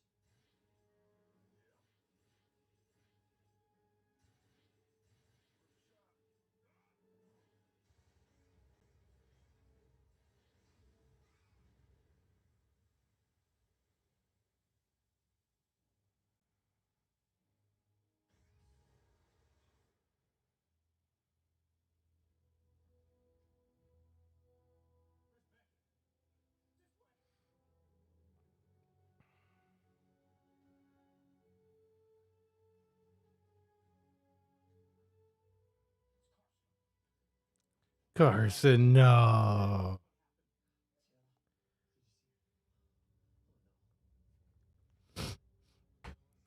Spaceship taking off, bro. Taylor's gone. You lost her again. Well, for now, we'll have to assume that she's still alive and that Michael has her. We've got prisoners. We'll talk. I'll find her. How is he? His body's shutting down. There's nothing more I can do for him. We can't wait any longer. So I guess prepping the stasis plug. I had him in my sights.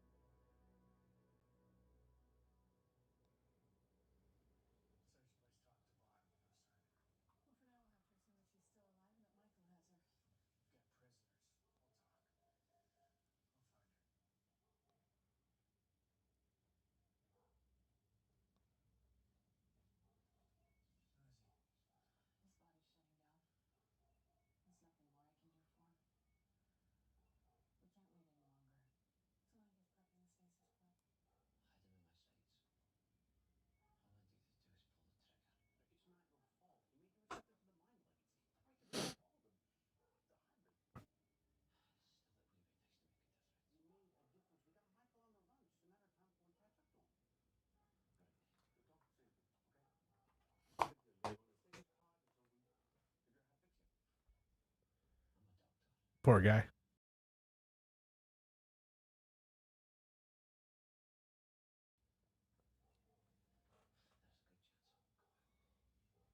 Damn.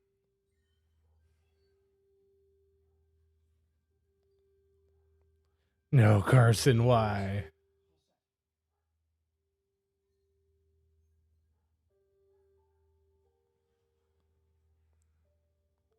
Bro. So sad. And you never saw him again. It's alright. It was nice to see him this one time after he, kicked the bucket the last time. Samantha, there's a letter with my quarters addressed to my mother. Don't worry. I was careful not to give anything away. Till you found it.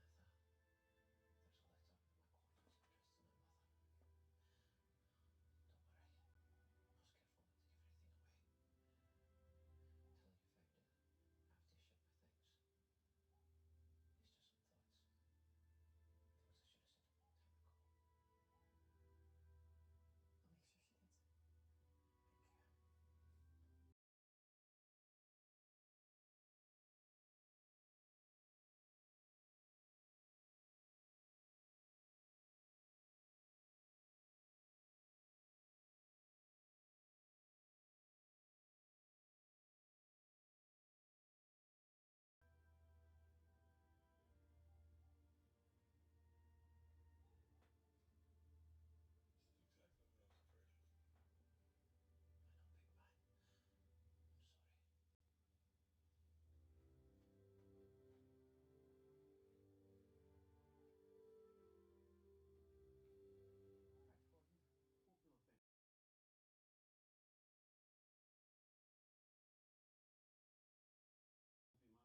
Bro.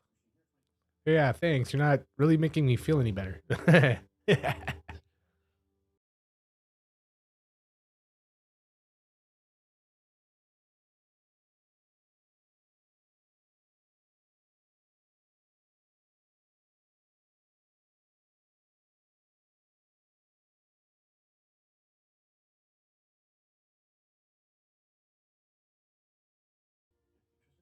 Bro. Yo.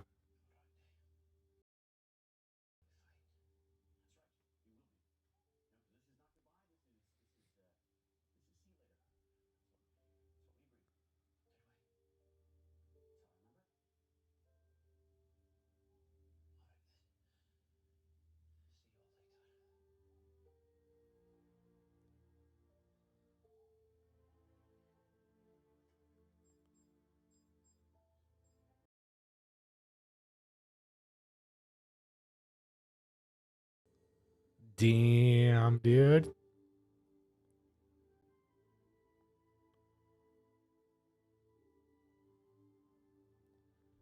Carson, our guy.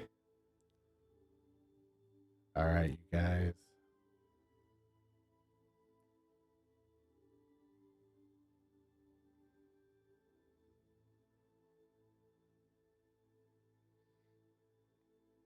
Damn, dude. It's a sad one. All right, so last episode of the night, episode 20. Get there, find it, do it. All right. Excuse me, sorry.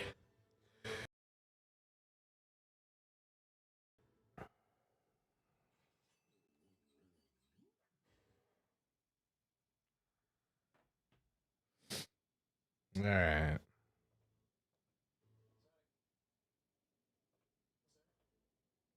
Last man. This is my 5 seconds.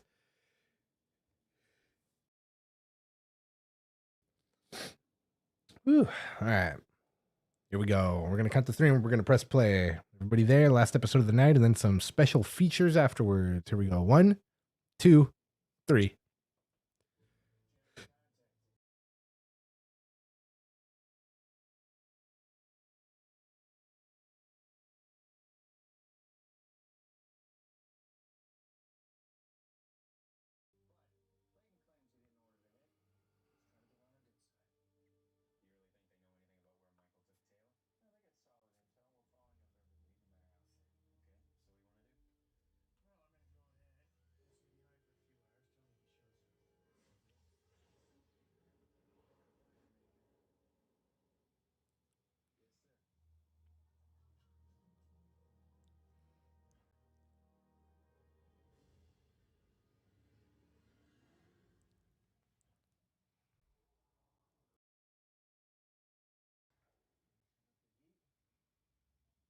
Bro. Just like that.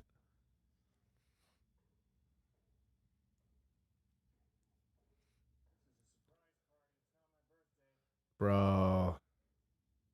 Bro.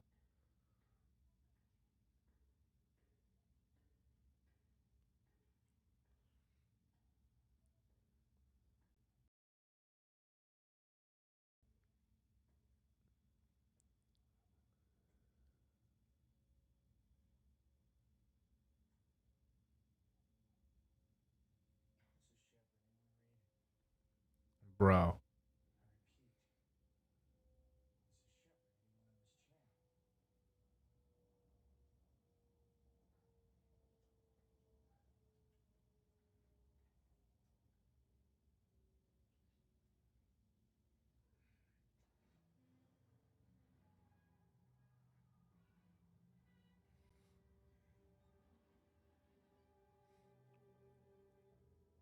Bro.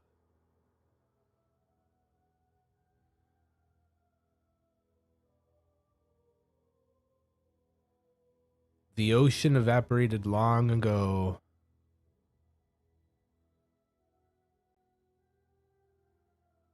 Bro. What the fudge? Look at that, dude.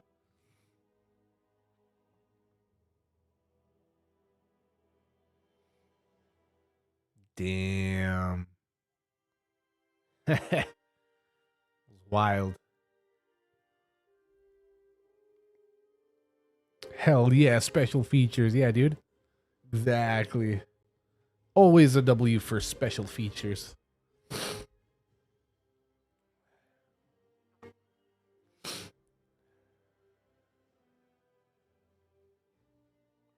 Damn, dude.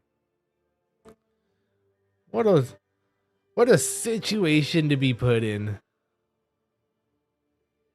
Last man. I forgot how long he's been missing for. I'm stoked to find out again. Couple thousand years, right?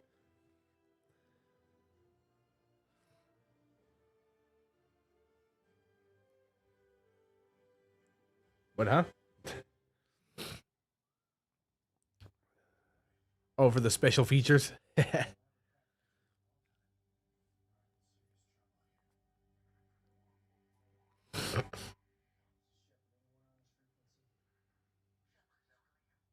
Bro. The big blue thing out the window, it's gone. It's a desert, and it's about 120 degrees in there. Pilot must have undergone some serious climate changes.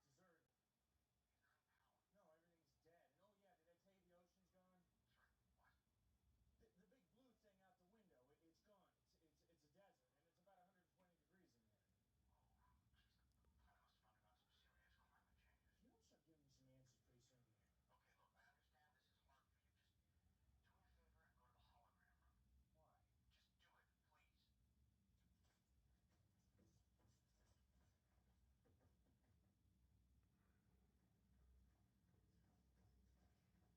favor and go to the hologram room. Why? Just do it, please. Bro. So wild. There's no power. It's connected to an independent power source.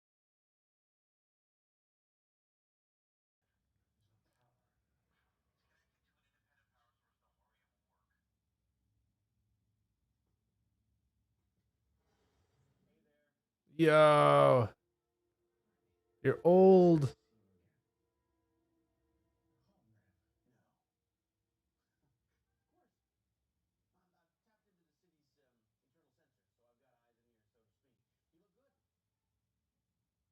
the city's internal sensor, so I've got eyes and ears, so to speak. You look good.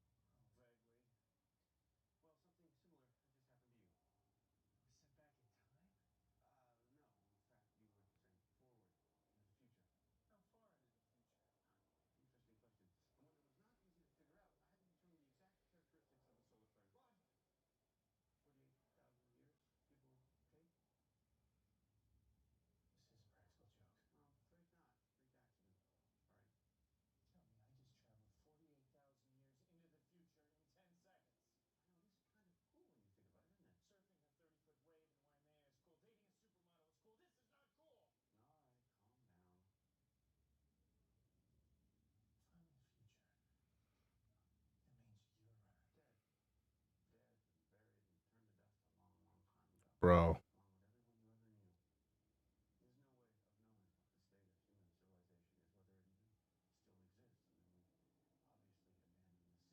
That's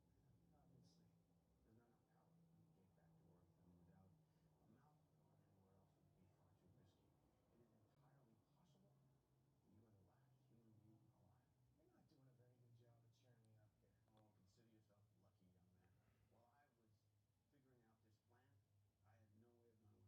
life trying to figure out how to make this work. I never once thought what I was going to say to you when you got here. Bro. Shut up and tell me, what the hell's going on here? Right, right. Okay, Remember that mission report? SG-1 stepped through the gate. Their wormhole accidentally intersected with a solar flare, and they were sent back to 1969? Oh, vaguely. Well, something similar just happened to you. I was sent back in time? No. In fact, you were sent forward into the future. How far into the future? Interesting question. And one that was not easy to figure out. I had to determine the exact characteristics of the solar flare. Run! 48,000 years, give or take? This is a practical joke. I'm afraid not. Freak accident. Sorry. Tell me, I just traveled 48,000 years into the future in 10 seconds. I know, it is kind of cool when you think about it, isn't it? Surfing a 30-foot wave in Waimea is cool. Dating a supermodel is cool. This is not cool! All right, calm down. If I'm in the future, that means you're Dead. Dead and buried and turned to dust a long, long time ago. Bro. Along with everyone you ever knew. There's no way of knowing what the state of human civilization is, whether it even still exists. And then we obviously abandoned the city. obviously. There's not enough power to bring the gate back to Earth, and without a mouth to run anywhere else, it would be far too risky. It is entirely possible that you are the last human being alive. You're not doing a very good job of cheering me up here. Oh, consider yourself lucky, young man. While I was figuring out this plan, I had no way of knowing what Bro. Bring me back home. David Jones, what's up, dude? Welcome in.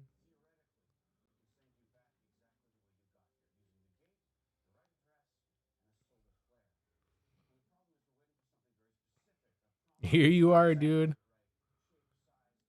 We're doing it.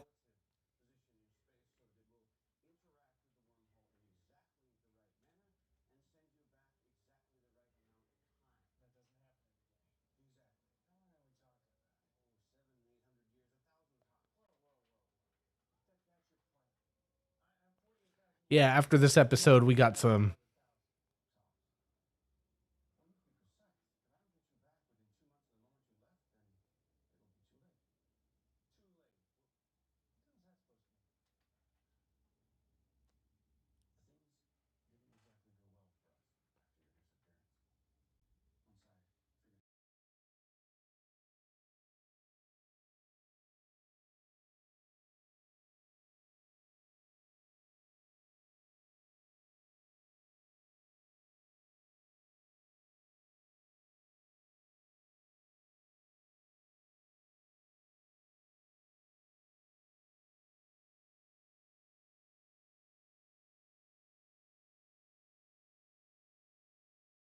Yeah, buddy.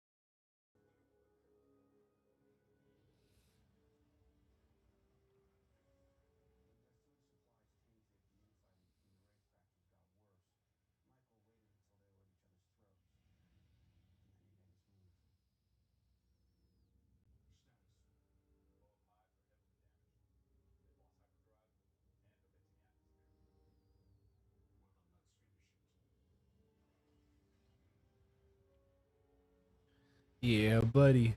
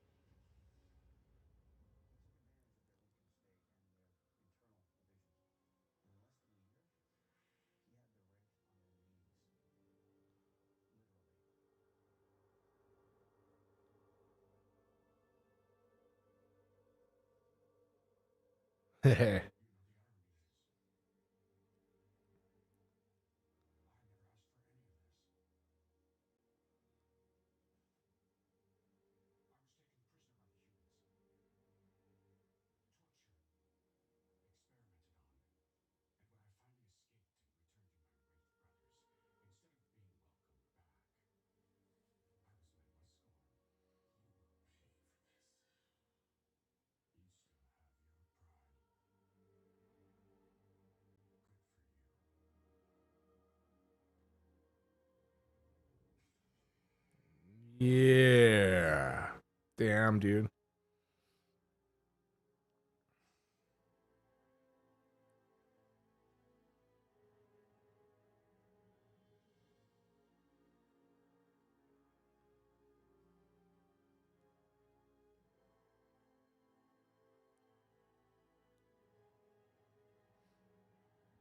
Bro.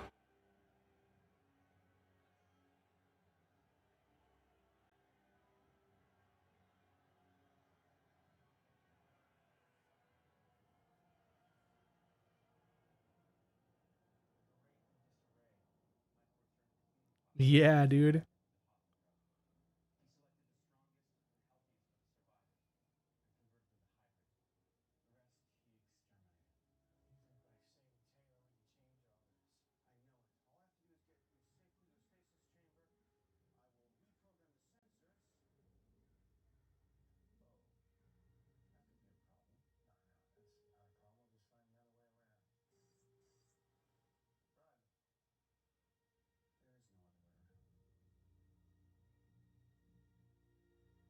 Damn.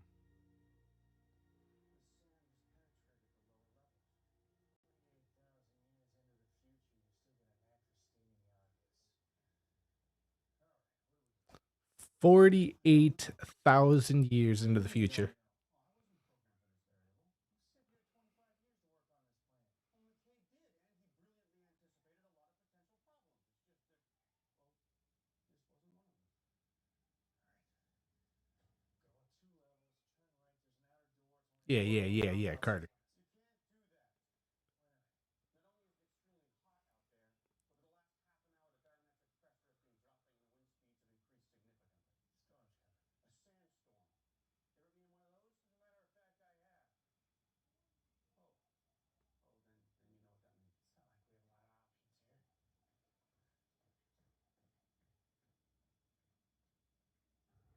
an hour, the barometric pressure has been dropping and the wind speeds have increased significantly. Storm's coming.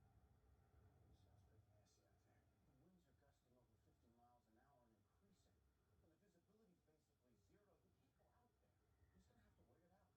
Oh, then you know what that means. It's not like we have a lot of options here. Sounds pretty nasty out there. The winds are gusting over 50 miles an hour and increasing. And the visibility's basically zero.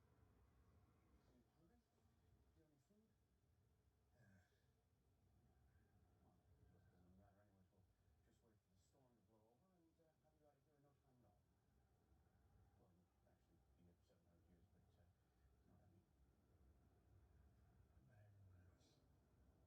wait for the storm to blow over and have you out of here in no time at all. Well, you'll actually be here for 700 years, but you know what I mean. What about everyone else? I mean, you told me about Taylor.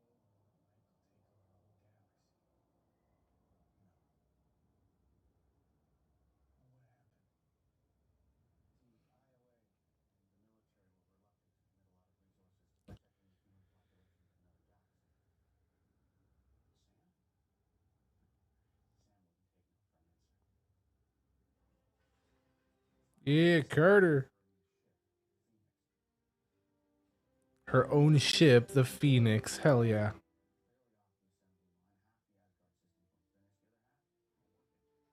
Barely off the assembly line, half the Asgard systems were finished, the other half were working. We spent the better part of a month getting it ready for combat. Worked day and night, side by side. Selenka might have been there as well. I do remember never feeling so drained in my entire life. Eventually, though, we managed to get her in Yeah, dude, he was all happy on this fiasco. I mean, you know, he likes saving the day from impending doom, but with Samantha Carter right there next to him, woo! Work, Rodney. I want you, Radek, and your team to head back to Atlantis and take a couple of days off. When you're good and rested, get to work on the city's shields. Do anything you can to maximize efficiency. You're gonna need me. Cool. What about you? I'm gonna take her out. For the time being, Major Lawrence is command of Atlantis. You need to take some time to lose exhausted as we are. Intel suggests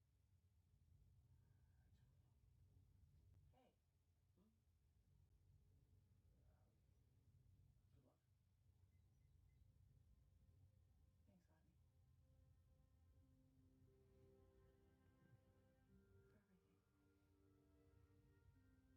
We have to get out there now. So let someone else go. Hey, Hmm? Good luck.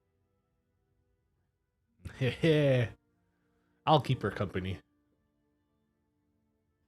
started a series of hit and run ops, real guerrilla style. One of the hives has been neutralized. How'd the other one? Minimal damage.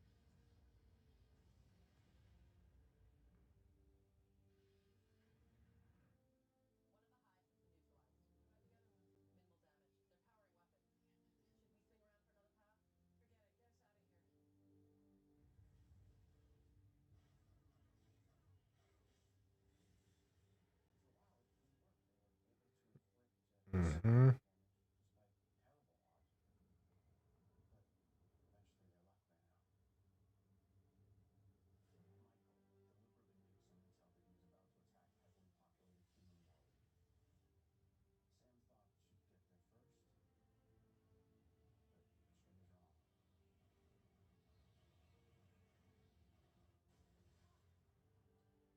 We've got a hive ship, 6 o'clock. It's an ambush.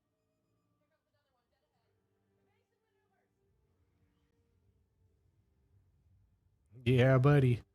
You better hold on. Put your seatbelt on.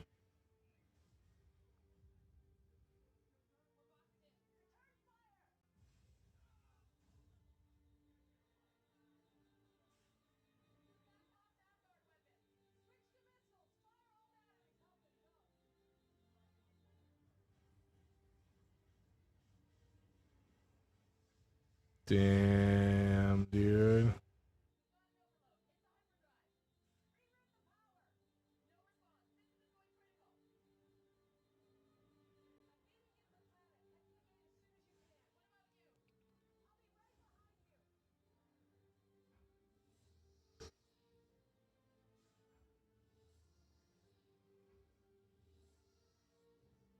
Damn, dude.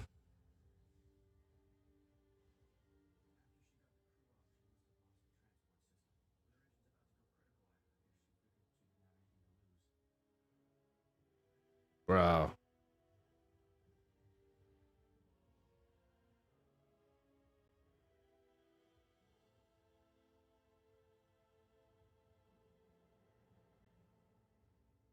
Damn.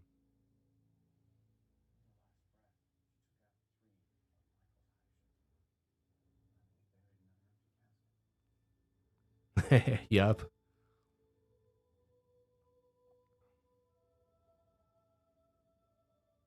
What are you gonna tell me? You're gonna keep it a secret? The sun in this system is dying. It's running out of fuel. Make it colder?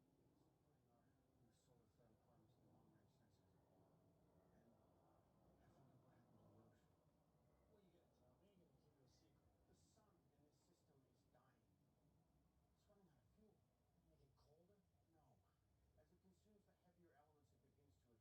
a one-way ticket. This planet is going to get hotter and hotter. Eventually, the atmosphere is going to burn up. All right, how long before that happens? It's impossible to say, but my best estimate is under 500 years. You said I'd be in stasis for at least 700. Right. So the moment you step out of the stasis chamber, you'll be killed. Bro. You gotta think of something. I am trying. It's like I said. You didn't anticipate the variable. I did. Yeah, right. Can the Mark 12 power shields?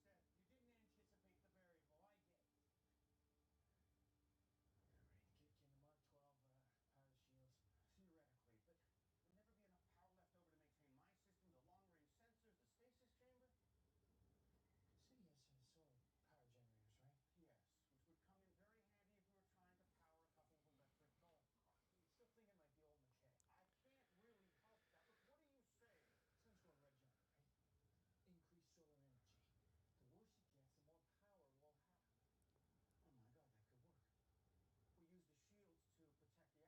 it would buy us 100 years or so. What's gonna have to do for now? Open up the door. What about the storm? It's been going on for 7 hours. For all we know, it can go on for days. It'll be dark soon.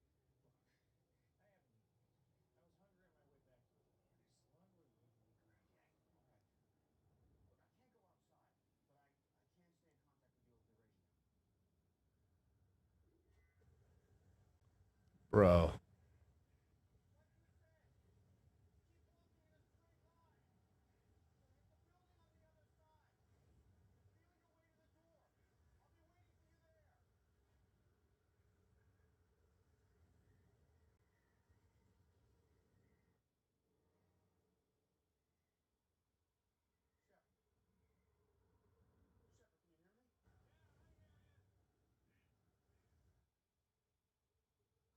You'll hit the building on the other side. Feel your way to the door. I'll be waiting for you there. Shepard. Shepard, can you hear me? Yeah, I hear you. How you doing? Never better. Rodney, Yeah, I'm still here. tell me about Ronan.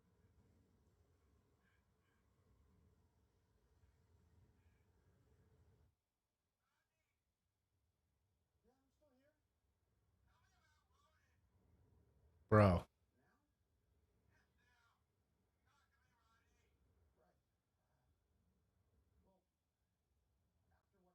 what happened to you and then Kayla, I guess he didn't feel comfortable on the base anymore. Just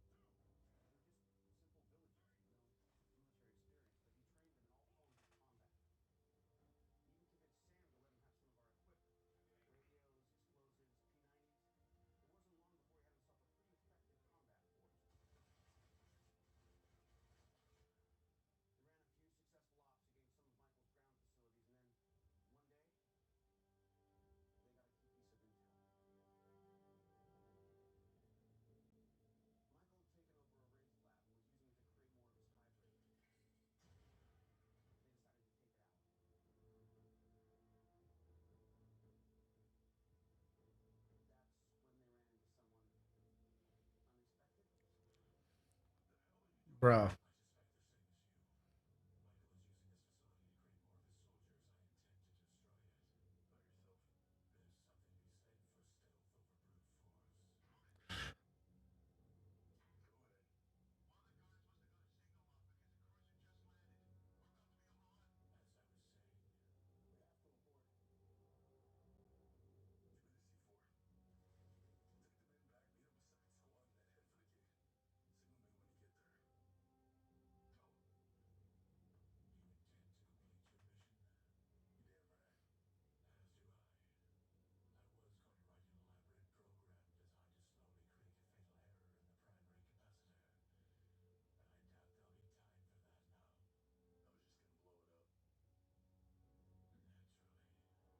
brute force. Go ahead. One of the guards must have got a signal off because the cruiser just landed. We're about to be on the run. As I was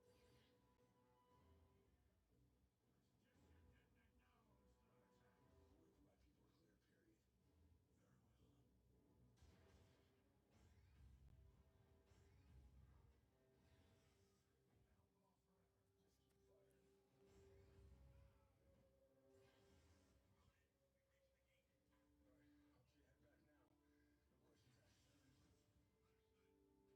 you intend to complete your mission? You damn right. As do I. I was going to write an elaborate program designed to slowly create a fatal error in the primary capacitor. But I doubt there'll be time for that now. I was just gonna blow it up. Naturally. Force out of it. Indeed. This is it. If we detonate it here, secondary explosions will certainly take out the entire facility. All right. You know another way out of here? Follow me. I suggest you detonate now and start attack. Wait till my people are clear, period. Very well. And hold them off forever. Just keep firing. We reached the gate. All right, I'll tell you head back now. No questions asked. Understood. Are we done? Sorry, I wish some of these stories had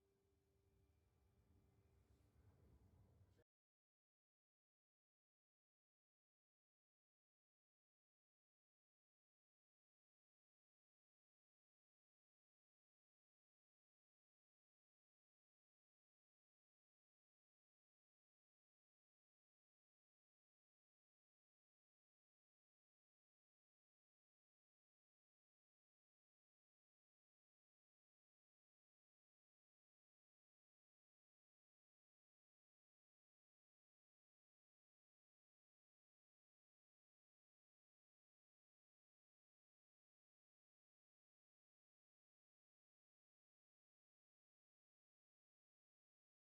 Well, why not? Obviously, you survived.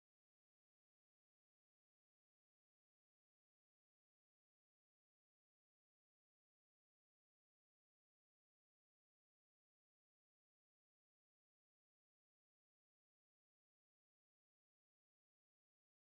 That didn't sound like you. Yeah. Well, we're under new management. I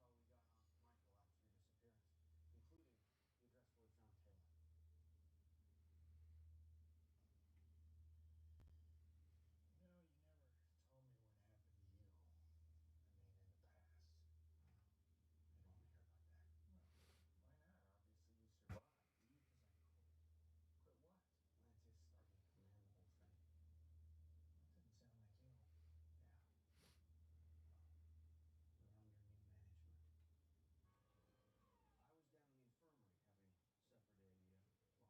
It's a splinter.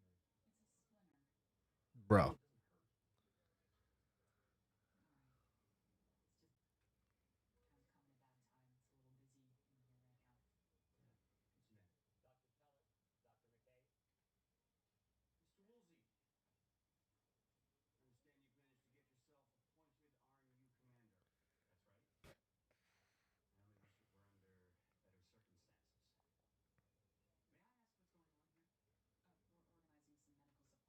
for one of our off-world refugees.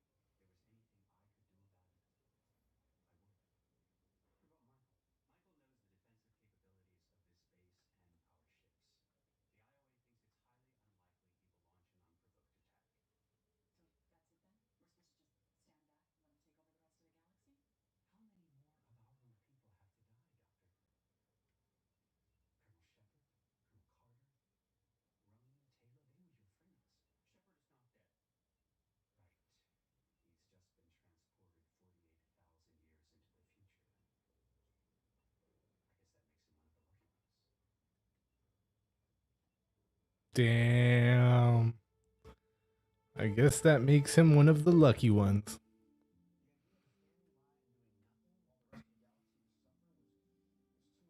The idea of standing by and doing nothing while the rest of the galaxy was suffering was too much for Jennifer to take. The more I thought about it, the more I realized she was right. You come here to try and convince me to stay, Rodney. You're wasting your time. I already made up my mind. No, I'm here to tell you what I'm thinking too. Atlantis for weeks going deadless with nothing else to think about but everything that had happened. We went over it 1,000 times, trying to imagine what we might have done differently. Get her, Rodney. At least we had each other. Get her, Rodney. By the time we got back to Earth, well, we weren't just colleagues anymore. Yeah. You and Kelly, why do we find ourselves together? I'm just saying, if we start munching around with this timeline here, there's no guarantee it's going to turn out the same for you two. That's what I'm counting on. Why is that? You survived together, God doesn't sound so bad. No, no, at first it was great.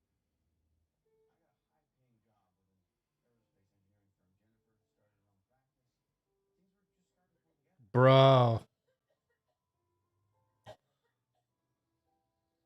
Things were just starting to come together.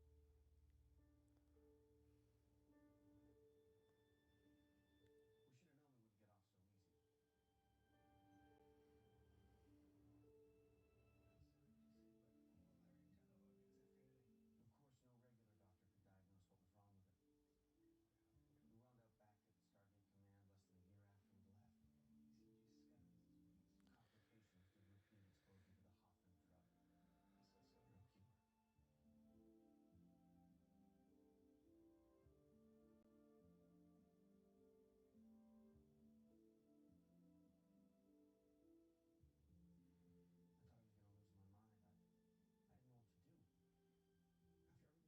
everything. You, this, all of this.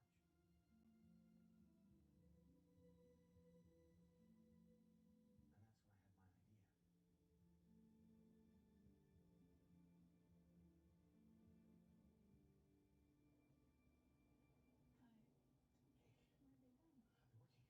None of it. Oh, Rodney. Okay, I already worked out the basic plan. I mean, the details are a bit more complicated. I'll probably have to create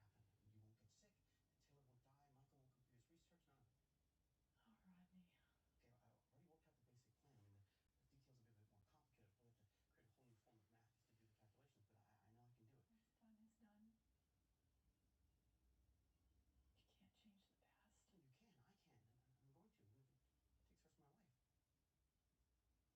you can. I can. And I'm going to, even if it takes the rest of my life. I think that's what I want. Well, why not?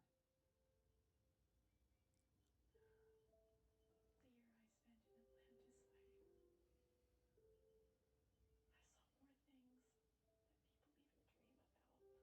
She was only there for 1 year? I don't have any regrets. Well, I do. Whole boatload of them. But maybe something better. No.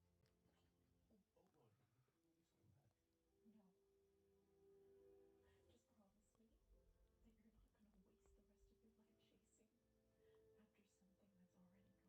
Damn. But I couldn't let it go. She died 3 days later. Bro. Damn it. I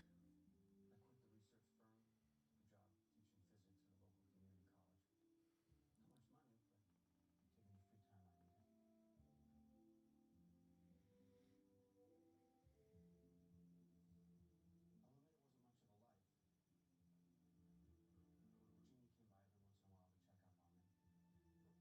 every once in a while to check up on me. When she realized she wasn't going to be able to convince me to stop, she decided to pitch in and help me with the calculations. Eventually, even she got fed up. But I never wavered. Years went by, 25 years to be exact. Bro. Damn, dude. There's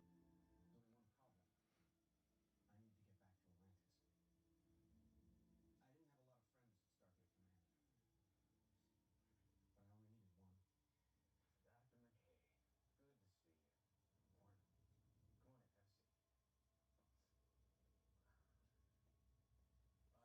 Morning. Come on in, have a seat. I read your proposal. You let me something else, did you? I'm not quite as stupid as you might think, Doc. But I'm sorry, there's just no way I ever be able to get this authorized.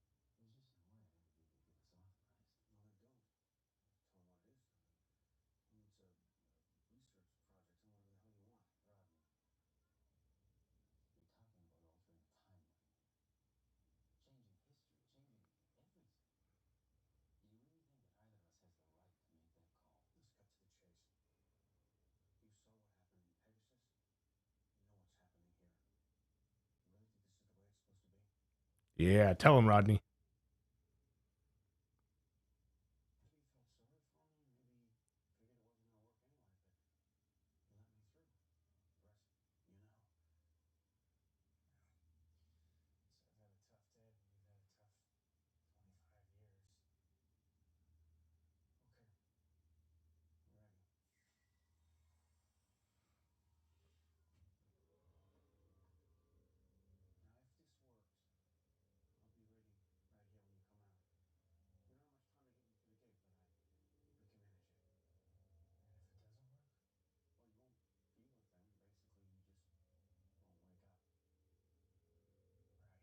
Right. Bro. Past 25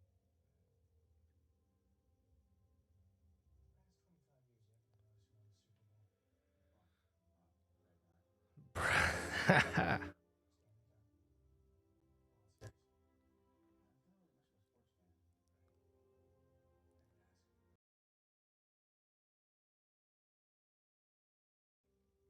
happen to notice who won the Super Bowl? What? That guy.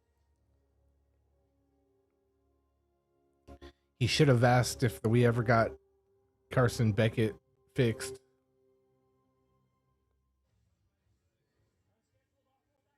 Yo.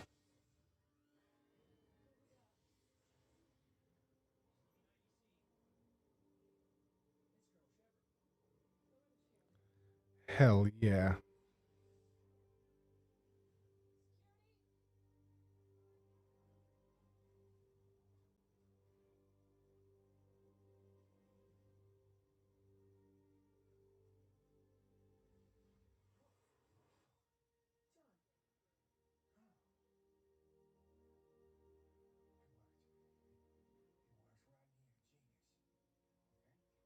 Okay,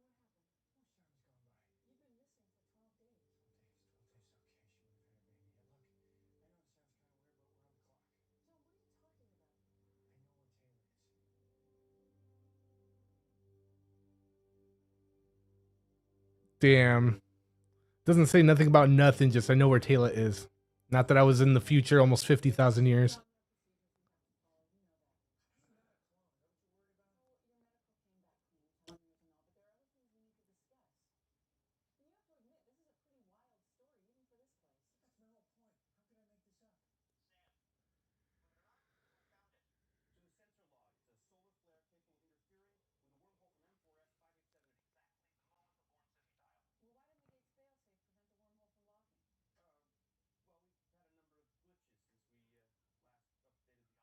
well, you should know that I'll be giving Zelenka a stern talk.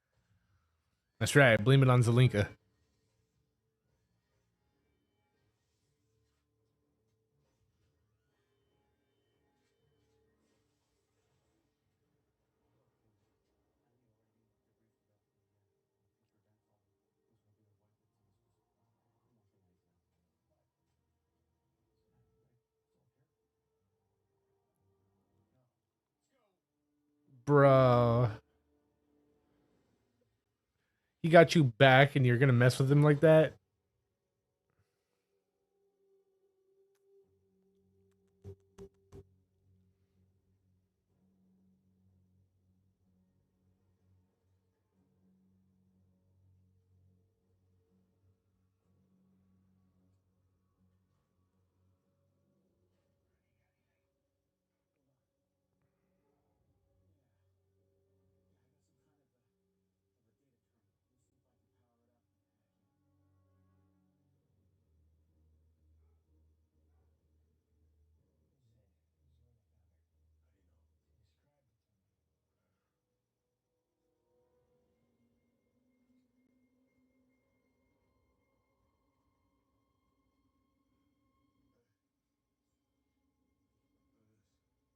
Bro.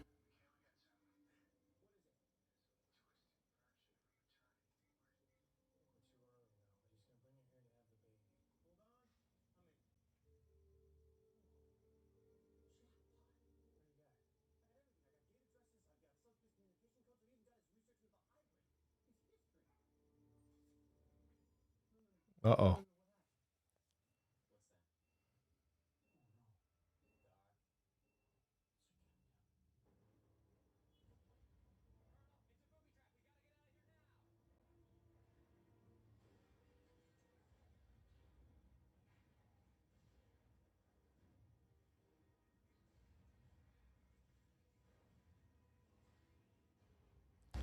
Dang, dude.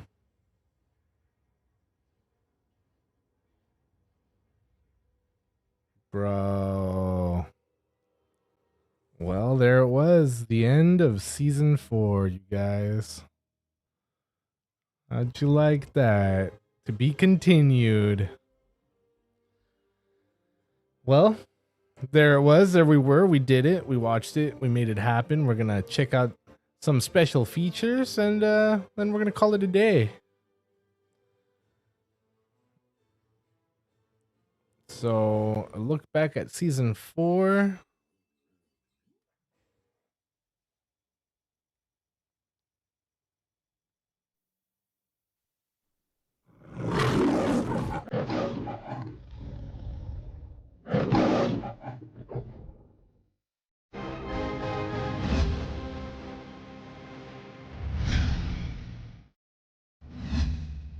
I think last year season 3 was kind of a different season for us because we struck kind of we were trying to find a balance between those team-based episodes where you have everyone involved doing everything and those individual character episodes like a McKay episode or a Shepard episode or a Ronan episode, etc. It's really difficult because you want to outdo what you did last season, both from a character standpoint and from a spectacle standpoint. And so when we finished First Strike, it was like, wow, that was the biggest episode we have ever done, and in my opinion, just succeeded on so many levels. Now, how do we top that? There were a couple of things we knew we wanted to do, even before we had wrapped the previous year when we were starting to write for season 4. One, we knew we wanted to do a Taylor arc. It turned out it was going to be about her pregnancy. It wasn't originally about that, but both Joe and I felt that she had sort of been drifting to the sidelines a little bit in season 3. Taylor had been underused in the past couple of seasons, so we said, well, let's take a look at why she's underused. And one of the reasons she was underused, we thought, was because, she's a noble character. She seems fairly straightforward, so we thought, well, as a warrior, she has to be pretty hard-ass as well, so why don't we explore that side of her? I will ask you once, and you will answer me truthfully.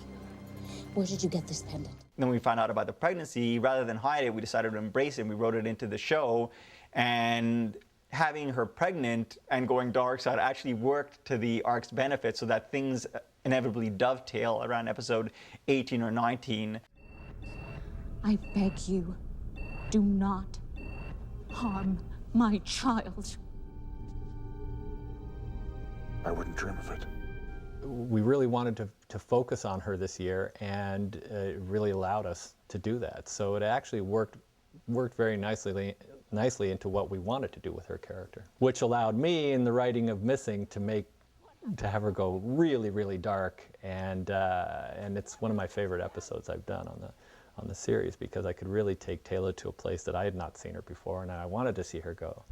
The other thing that we knew that we wanted to do was get rid of the replicators. We were kind of done with them. They're a difficult bad guy to write for because they're so powerful. It's hard to get the replicators to look cool. They're always running around. They're kind of dumb looking sometimes, and that's our fault. And so to correct that, we wanted to get rid of them.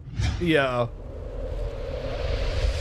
Every season you have to get deeper into the characters. Every season you have to learn more, care more, discover more about these characters. So that burden is on us as we get deeper in. Ultimately, even though it's a science fiction show and there's visual effects and big explosions and lots of action, if the fans don't care about the characters, the rest is just a waste of time, right? Something that Brad and Rob have always been really good at establishing, is in the middle of, chaos, still you can have great character moments. There's a lot more character-centered stories, a lot of moments for the audience to sort of explore or to learn a bit more about the different characters. Ronan very early on in an episode called Reunion. Taylor throughout the series. John Shepherd has a story in Outcast where we find out a bit more about his backstory, and we bring back McKay's sister in an episode called Miller's Crossing where we explore his relationship once again with his sister, but also demonstrate kind of a vulnerability to McKay that we didn't have an opportunity to really explore in previous seasons. My sister's in trouble, and it's pretty much all my fault. You could help us. You could save her. You do shows like Quarantine, which is Carl wrote a really spectacular episode that, again is, I happen to be in love with these episodes where you just trap some characters in a room and get to know them a lot better, as well as Missing. They're episodes that allow for great drama, but really wonderful character moments in those down times, and or even in the high times, It makes you invest more in the characters, and when you can fall in love with them, then it makes it that much more difficult. You're 3 years deep into the characters, and so we need to give you another 25% more, so to speak.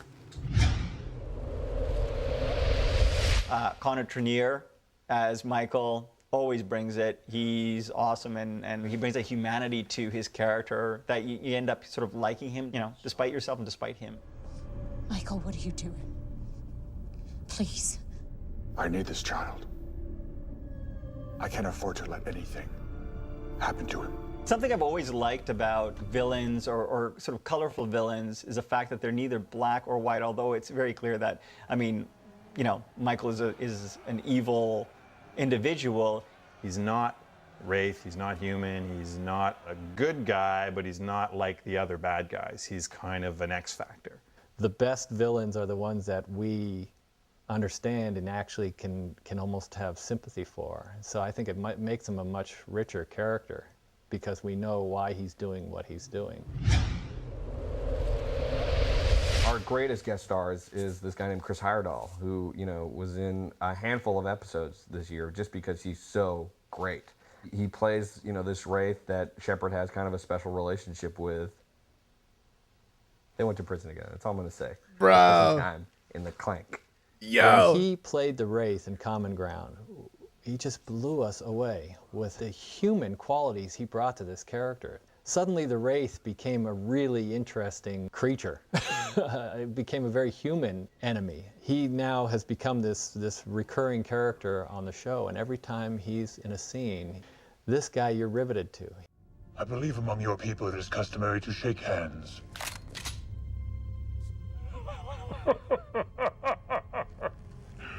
Just a little Wraith humor. In some ways, he remind me of the character of You, the System Lord, way back in SG-1, who, in a way, he is an evil despot, but on the other hand, you can, trust him as far as you can throw him, up to a certain point. We keep trying to figure out a way to get him on the team. I don't think it's gonna happen.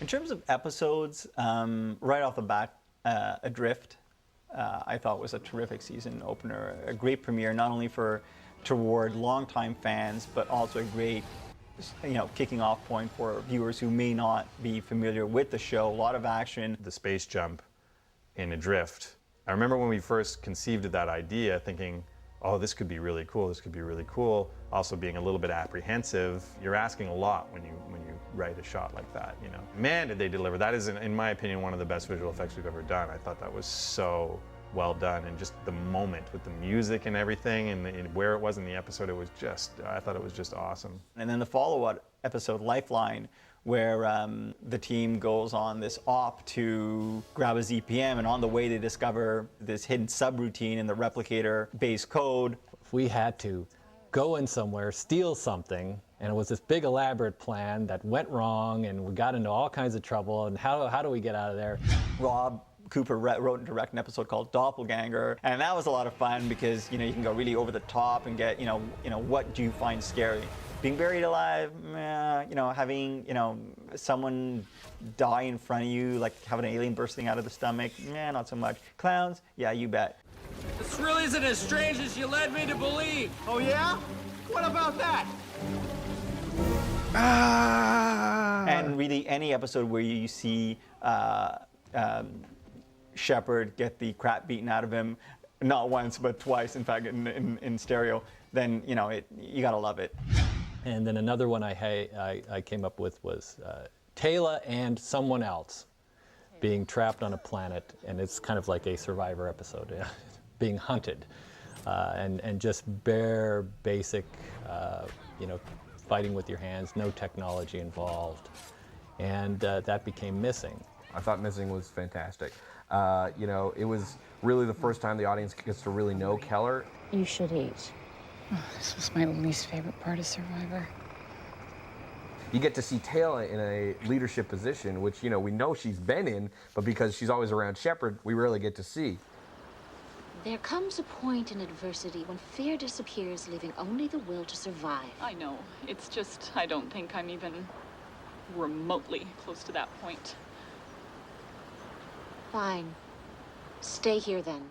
And they built that rope bridge, and Jewel, once again, the one person whose character is supposed to be afraid of heights, who's the only actor who can actually do that kind of stuff because she has actually no fear of heights in real life, went out on the bridge and did all that stuff, and we had her on a wire hanging off the bridge and everything. Well, we had the stunt person on the wire hanging off the bridge, but Jewel actually went on the bridge, which it wouldn't have looked that good if she hadn't. She was willing to do that. And I don't know how well it translates on screen, but that bridge was pretty high.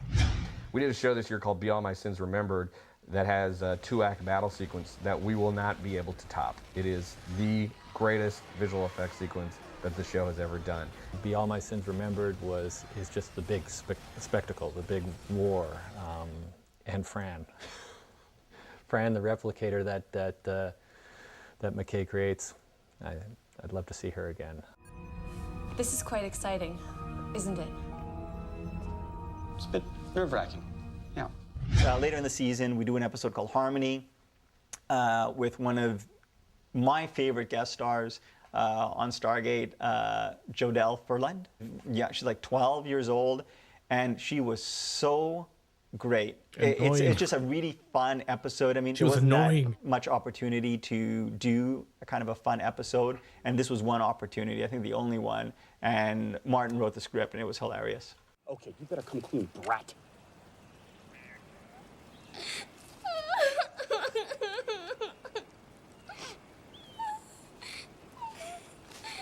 It's okay, sweetie. Sometimes he makes me cry too. Bro.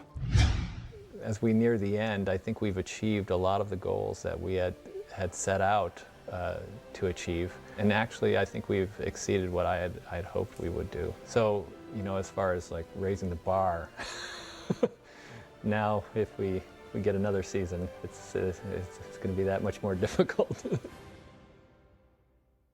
All right. And then we got some deleted scenes, and that's it.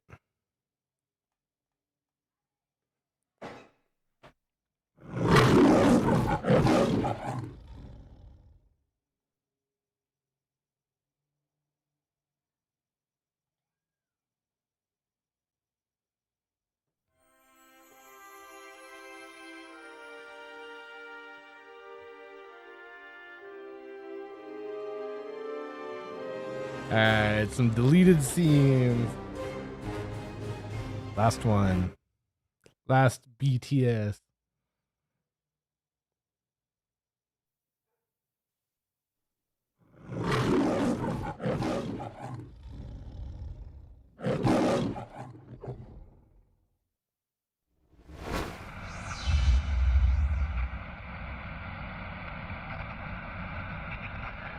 It really depends on the episode. I mean, ideally, you want to cut stuff that does not have anything to do with the main story. You look for scenes that could be cut easily. You know, like sometimes there are scenes that you can take out the middle and it still works, and there are scenes that need to be taken out as whole. So you kind of try to find a balance for, you know, there are some scenes that, you know, will just be destroyed by having internal cuts, and there are some scenes that actually work a lot better with internal cuts. Ideally, for, let's say, a producer, you go to an episode and you look at it and you say, that entire scene can actually come out. If you're looking for a big chunk of time and an entire scene that comes out can come out, that is great because, you know, you don't have to actually go into the, you know, scenes and sort of look for moments here and there. You know, unfortunately, the stuff that ends up getting cut first is the stuff that's more, you know, character-y, like just, you know, on a kind of universal side of the series that really doesn't have that much to do with the episode. On the other hand, it basically demonstrates that you've written a fairly, I don't know, I guess, flabby script, the fact that you can actually take a scene out.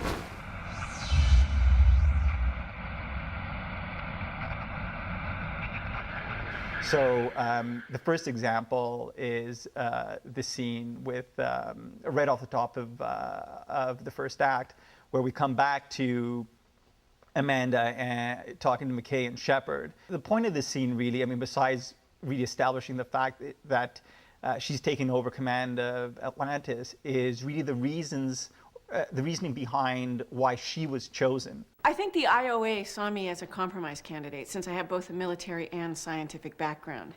That and the fact that I got some pretty strong recommendations from General O'Neill and Richard Woolsey probably tipped the balance in my favor. I have to admit, I was a little hesitant at first to accept. I mean, you know, there are some outstanding issues. I didn't, I mean, it didn't have anything to do with... No, Rodney, it had nothing to do with you. I was actually worried that I might still be needed here, but General Landry assured me he'd keep me informed of any developments at Stargate Command. Now, ultimately, I considered what was waiting for me at Atlantis, and that, more than anything, helped make my decision. Ah, so in that case, your decision to accept was actually... No, Rodney, it had nothing to do with you, either. Yeah, well, it'll be nice working together again, kind of like old times. Yeah, only this time you'll be following my orders. Anyway, I'll be there as soon as I can. I just have a few things to deal with here at the base. Looking forward to it, Colonel. Me too. We'll see you soon. In this case, I wouldn't say it was a useless scene. I mean, I think it kind of is important to sort of suggest why she was a candidate that was chosen and how she was chosen. In the end, we don't really specify how she was chosen, but we know why she was chosen because in the preceding scene where McKay is talking to Zelenka, he essentially says they're looking for like the foremost expert on replicator, ancient technology, and he assumes it's him, but it turns out to be Carter. In the case of the tavern scene, it was just kind of a glimpse into Ronan, and sort of what we know of Ronan is kind of the gruff, low talker. You know, he talks with his fists actually, and you know, we don't really know that much about him. I thought it'd be kind of funny if, you know, we have these old friends of his who grew up with him offer a little insight into the type of guy he was, and the fact that he has a kind of a more vulnerable side, the fact that he was a poet or, you know, a bit of an artist, and he had a beautiful singing voice. You don't know. I mean, you know, when he turns it on. In fact, Jason is a big singer. I wouldn't say he's an excellent singer, but he does like to sing. Ronan was quite the artist in his younger days. Sculpting, sketching, writing poetry. Oh, he wrote poetry. Do we really need to drudge up the past? When he wasn't singing to the ladies. He has a beautiful voice. Really? Oh. Stings, doesn't it? You know, this is another instance where it's really a preamble to the meat of the scene, and we were short on time, so it was something that we could lose, and in the end, I did end up losing. To be honest, it was a bit of a gag, but at the same time, it was having him and, you know, this painting of the Cetidans and sort of the Wraith necklace were there to demonstrate the fact that when we first met Ronan, he was a runner, and, you know, he was always out on his own, and he was very independent, and then, you know, he was invited to join the Atlantis expedition, and, you know, he's almost been sort of on an extended stay. And, you know, over time, sort of the friendships have developed, and he's kind of settled in. And the whole point of having those items in his room was to suggest that he has built a new life for himself on Atlantis. So, you know, he went back to Satita and he took that painting and you know, part of the marble arch, and you know, transported them back and put them up in his room as sort of keepsakes, so that a part of Satita would kind of always be with him.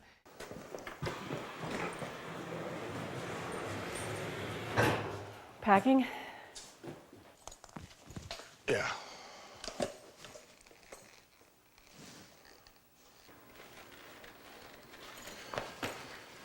Satine victory over Bataris. It used to hang in the military museum. After my life as a runner ended, I went back and sorted through what was left of my homeworld.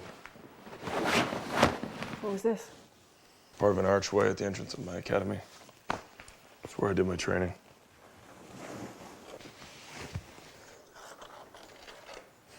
And this?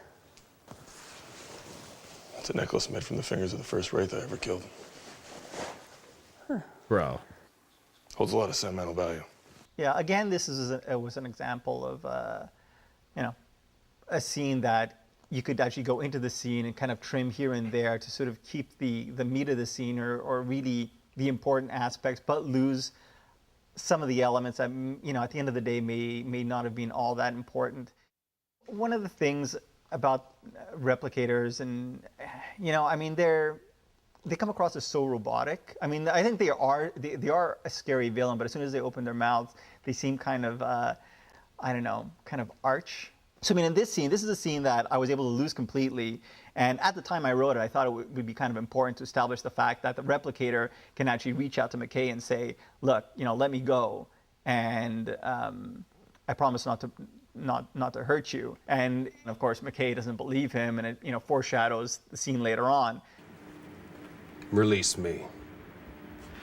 I don't think that's such a good idea. For me, in particular. It is not you who need fear me. Oh, still, I'm one of those equal opportunity fearers. Once you have made the changes they require, they will kill you. I'm hoping it won't come to that. Do not delude yourself. I am your only hope.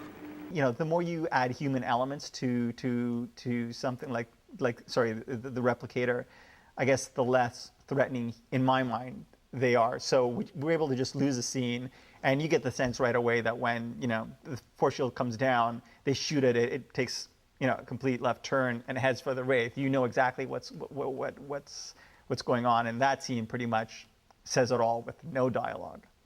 When I wrote the script, I had a tag for the A story and the B story. But because we were short on time, we ended up losing the B tag, which was Shepard and Carter out on the balcony, and, you know, him saying, hey, you know, we're throwing a party for Ronan, you know, why don't you join us? And you know, her kind of talking about the fact that even though she left SG-1, you know, things aren't really all that different on Atlantis, and just establishing her and kind of a cementing kind of a, you know, the working relationship between her and Shepard. What are you doing out here? Ronan's welcome back party's about to start. Welcome back party. You know he never actually left. Well, technically correct, but we are talking cold free beer. Ah. It's been a hell of a day. We risked our lives, kicked some alien butt. More importantly, we made it back by dinner. It's like I never left Stargate Command. You know, I really think I'm gonna like it here. One of the things that we're not really big fans of on Stargate, as sort of producers and writers, is endless tags.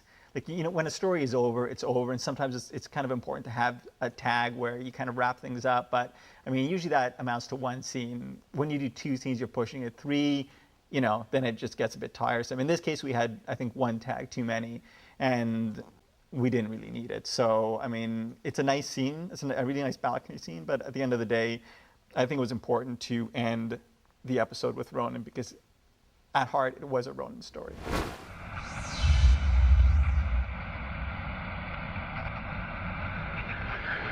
So this was a scene that originally I just thought we were going to need, because there's nothing worse than being under on an episode. This particular scene I really wanted to do because, you know, it was just a nice kind of touch base to see where Carter was at. And plus it was a chance for us, you know, Caldwell has always been really hard-nosed and occasionally warm with Weir, but only when he's being manipulative. So I just really wanted Agent to see Skinner. more, Caldwell was talking with an equal, rank-wise. So, Carter's a colonel, he's a colonel. So that they can kind of leave that command stuff behind and to kind of have a, discussion about command. Thought I might find you in here. Hope you don't mind. I was just going over some of the modifications. Mind? You're Sam Carter. This is what you do. Best stuff on the ship is here because of you. Well, I don't know about that. How's your command going? Good, I think. Protocol's a lot more relaxed than I thought I'd be comfortable with. Tell me about it. I mean, I'm adjusting. It's just different than what I expected. How so? Well, to be honest, I didn't calculate how much I was going to miss being on an SG team. All the adrenaline. Out in the field, getting into the guts of things. Well, that's part of it. I know what it is. It's lonely at the top. A little, yeah. Well, being in command requires a certain amount of emotional distance between you and the people under you. It's not like we don't get along. I mean, they're all wonderful people, and they've gone out of their way to make me feel at home. It's just... it's not the same. You were with SG-1 for 10 years. That's longer than I was married. It makes all the sense in the world you'd miss him, Colonel. I do, yeah. Thing is, you and I both know there isn't anyone in 2 galaxies better suited to run Atlantis. You're where you need to be. Thanks. You're welcome. I'll let you get back to it. Hey, I'm going to transfer a little bit of power from the top end of your sublights. It should allow better yields on the Asgard beam weapons. Thanks. That's what I do. We cut it out because that episode was too long, and it was an easy scene to come out. It didn't really have that much to do with the episode. And B, I love Mitch to death, but he really kind of played this as like a romance scene, which we had not expected. And so when you see it, we watched it, we were like, oh man, Colonel Caldwell's got the hots for Carter, and I mean, who wouldn't? I kind of got that same feeling but, too. That's not a direction that we necessarily wanted to go. So we cut the scene. Yeah, it's kind of lonely up here at the top. Hey, you better calm down there, Agent Skinner. Because of Midway, this episode takes place after Midway. The Midway station is being destroyed, and as a result, Caldwell becomes sort of a glorified bus driver, shipping, everyone back and forth between the galaxies. And so, I mean, I just thought it was important to sort of establish, the fact that because the Midway station was cut off, we had to go back to the way things were. So, the Daedalus may not be, above the city necessarily and always, on hand.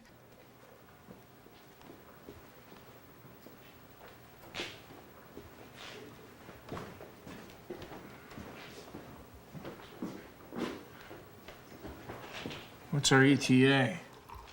It's like 40 minutes. I'll tell you one thing, nobody's gonna miss that Midway station more than me. I'm back to being a glorified bus driver. It's one hell of a bus. Sure, door to door in less than 3 weeks. It's just a matter of time before they build us a new station. I wouldn't be too sure about that. From what I hear, IOA's dragging their feet on reestablishing the gate bridge. They think the dangers of another Wraith incursion into the Milky Way outweighs the benefits of instantaneous intergalactic travel. Well, maybe they got a point. That doesn't mean I can't complain about it. True. I guess these long-haul cargo trips take some getting used to. As much as I love this ship, 18 straight days in hyperspace kind of loses its luster after the 20th round trip. And the fact is that I'm starting to enjoy my permanent assignment here in Pegasus.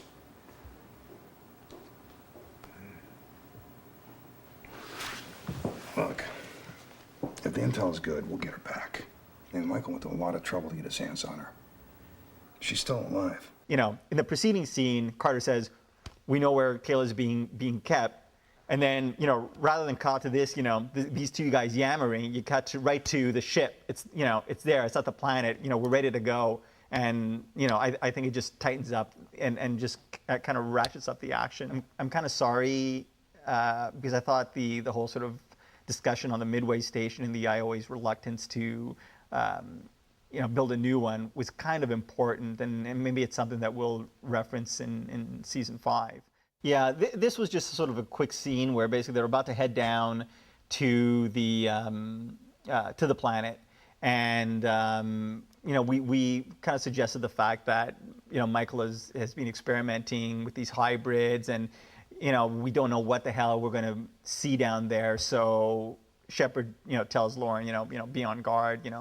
Whatever's not Taylor, obviously shoot it. I kind of like those scenes where the characters are on the move and sort of the lock and load and getting ready to head down, and it's always kind of fun to see Shepard and Lauren interact, because Lauren is sort of a character, kind of an unheralded character, and kind of nice to see another military face besides Shepard.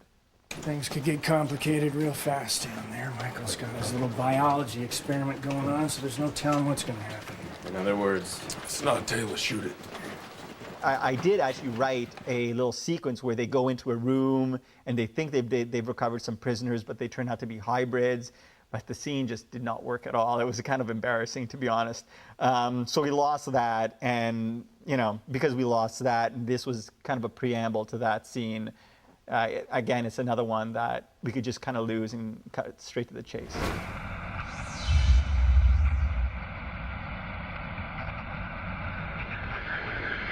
This was a great little character scene of Shepard and Ronan going, "We're coming with you, we want to help." This episode was slightly over, and I always feel it's something I try to do, and it's a constant battle, but you're just, especially in that first act right after the main credit, you're just trying to get the show going. We just heard. Who's behind it? I don't know. They don't know anything. 4 guys broke into her house and just took her. What about Caleb and Madison? They got left behind. And ransom demands? No, look, I've got to get back to Vancouver. We know we're coming with you. No, really, I don't even know what I'm going to do when I get there. We know, that's why we're coming with you. Let's go. Thank you. We just cut it. It was just stronger to start with them on Earth. We know why they're there. You don't need the scene. There's kind of a shorthand in these stories that you don't need the guy at the computer. You can just have him be like, "I broke it. It's McKay." You don't need to see him in the work of it. Hey, thought you could use some. Yeah, thank you. So, how's it coming? Slowly. There's definitely something here. I just can't get my hands around it. It's pretty well hidden. What is it? Someone's been monitoring our computer. She's using a secure IOA connection, right? And it's been hacked. Oh, great. Yeah. If the computer's been monitored, then the data that they're pulling has to be sent somewhere. Right. And as soon as I crack this, I'll be able to find out where. So. Well, the scene is just kind of boring. This is a boring scene. It's unnecessary. Again, we were worried about making time cuts. There were a lot of time cuts, and this was going to help. But realistically, I just thought it was not the greatest scene, and was happy to lose it. One of the things that I really wanted to try to do was a lot of like Ronan on Earth stuff, because Ronan in a suit and Ronan and of course most of it got snipped even at the script stage out because we just trying to keep a clear path to the end of the story. But this was a fun scene where I thought it would be neat for him to kind of mistake a TV broadcast for like a real happening. And what better show to do it in than kind of Battlestar, which is also on Sci-Fi. No, we gotta help these people. Where's this happening? It's a TV show. Bro. Yeah, but earlier you said this thing shows what goes on in your world in real time. That was different. That was the news. This is like the movies I showed you, but they have one every week. So they're not in trouble. No. Bro. Just acting. Why the hell would they do that? People just tend to not want to watch episodes about boring situations, so they write things that are more exciting than their real lives. Well, not your life. Look, our lives are a lot more exciting than that TV show. We're in the minority. Bro. It was supposed to start with a Battlestar clip, of, like Starbuck in trouble or something like that, and then Ronan being like, "We got to help these guys," and the dialogue that follows is kind of a tongue-in-cheek, little ribbing of Battlestar, and it had to go just purely out of time to be honest. It's too bad, because I think it would have been fun. And the Battlestar guys would have probably loved it. Well, I think this was cut because no one realistically believes that John Shepard was ever in Mensa. So what's the plan? Well, as embarrassing as I find this to say, I need some help. All you had to do was ask. No, not you. What do I need your help for? Well, I could have been Mensa. Oh, so you keep telling us. No, it's someone else. We just got the scene because of time, and also because, you know, we're getting kind of that scene was my joke about how, you know, we'd set up Shepard as this kind of Mensa candidate and then have kind of abandoned that, and so it's just kind of Shepard piping up being like, well, remember I could, and we're like, yeah, sure, you've mentioned that before, thank you, bro.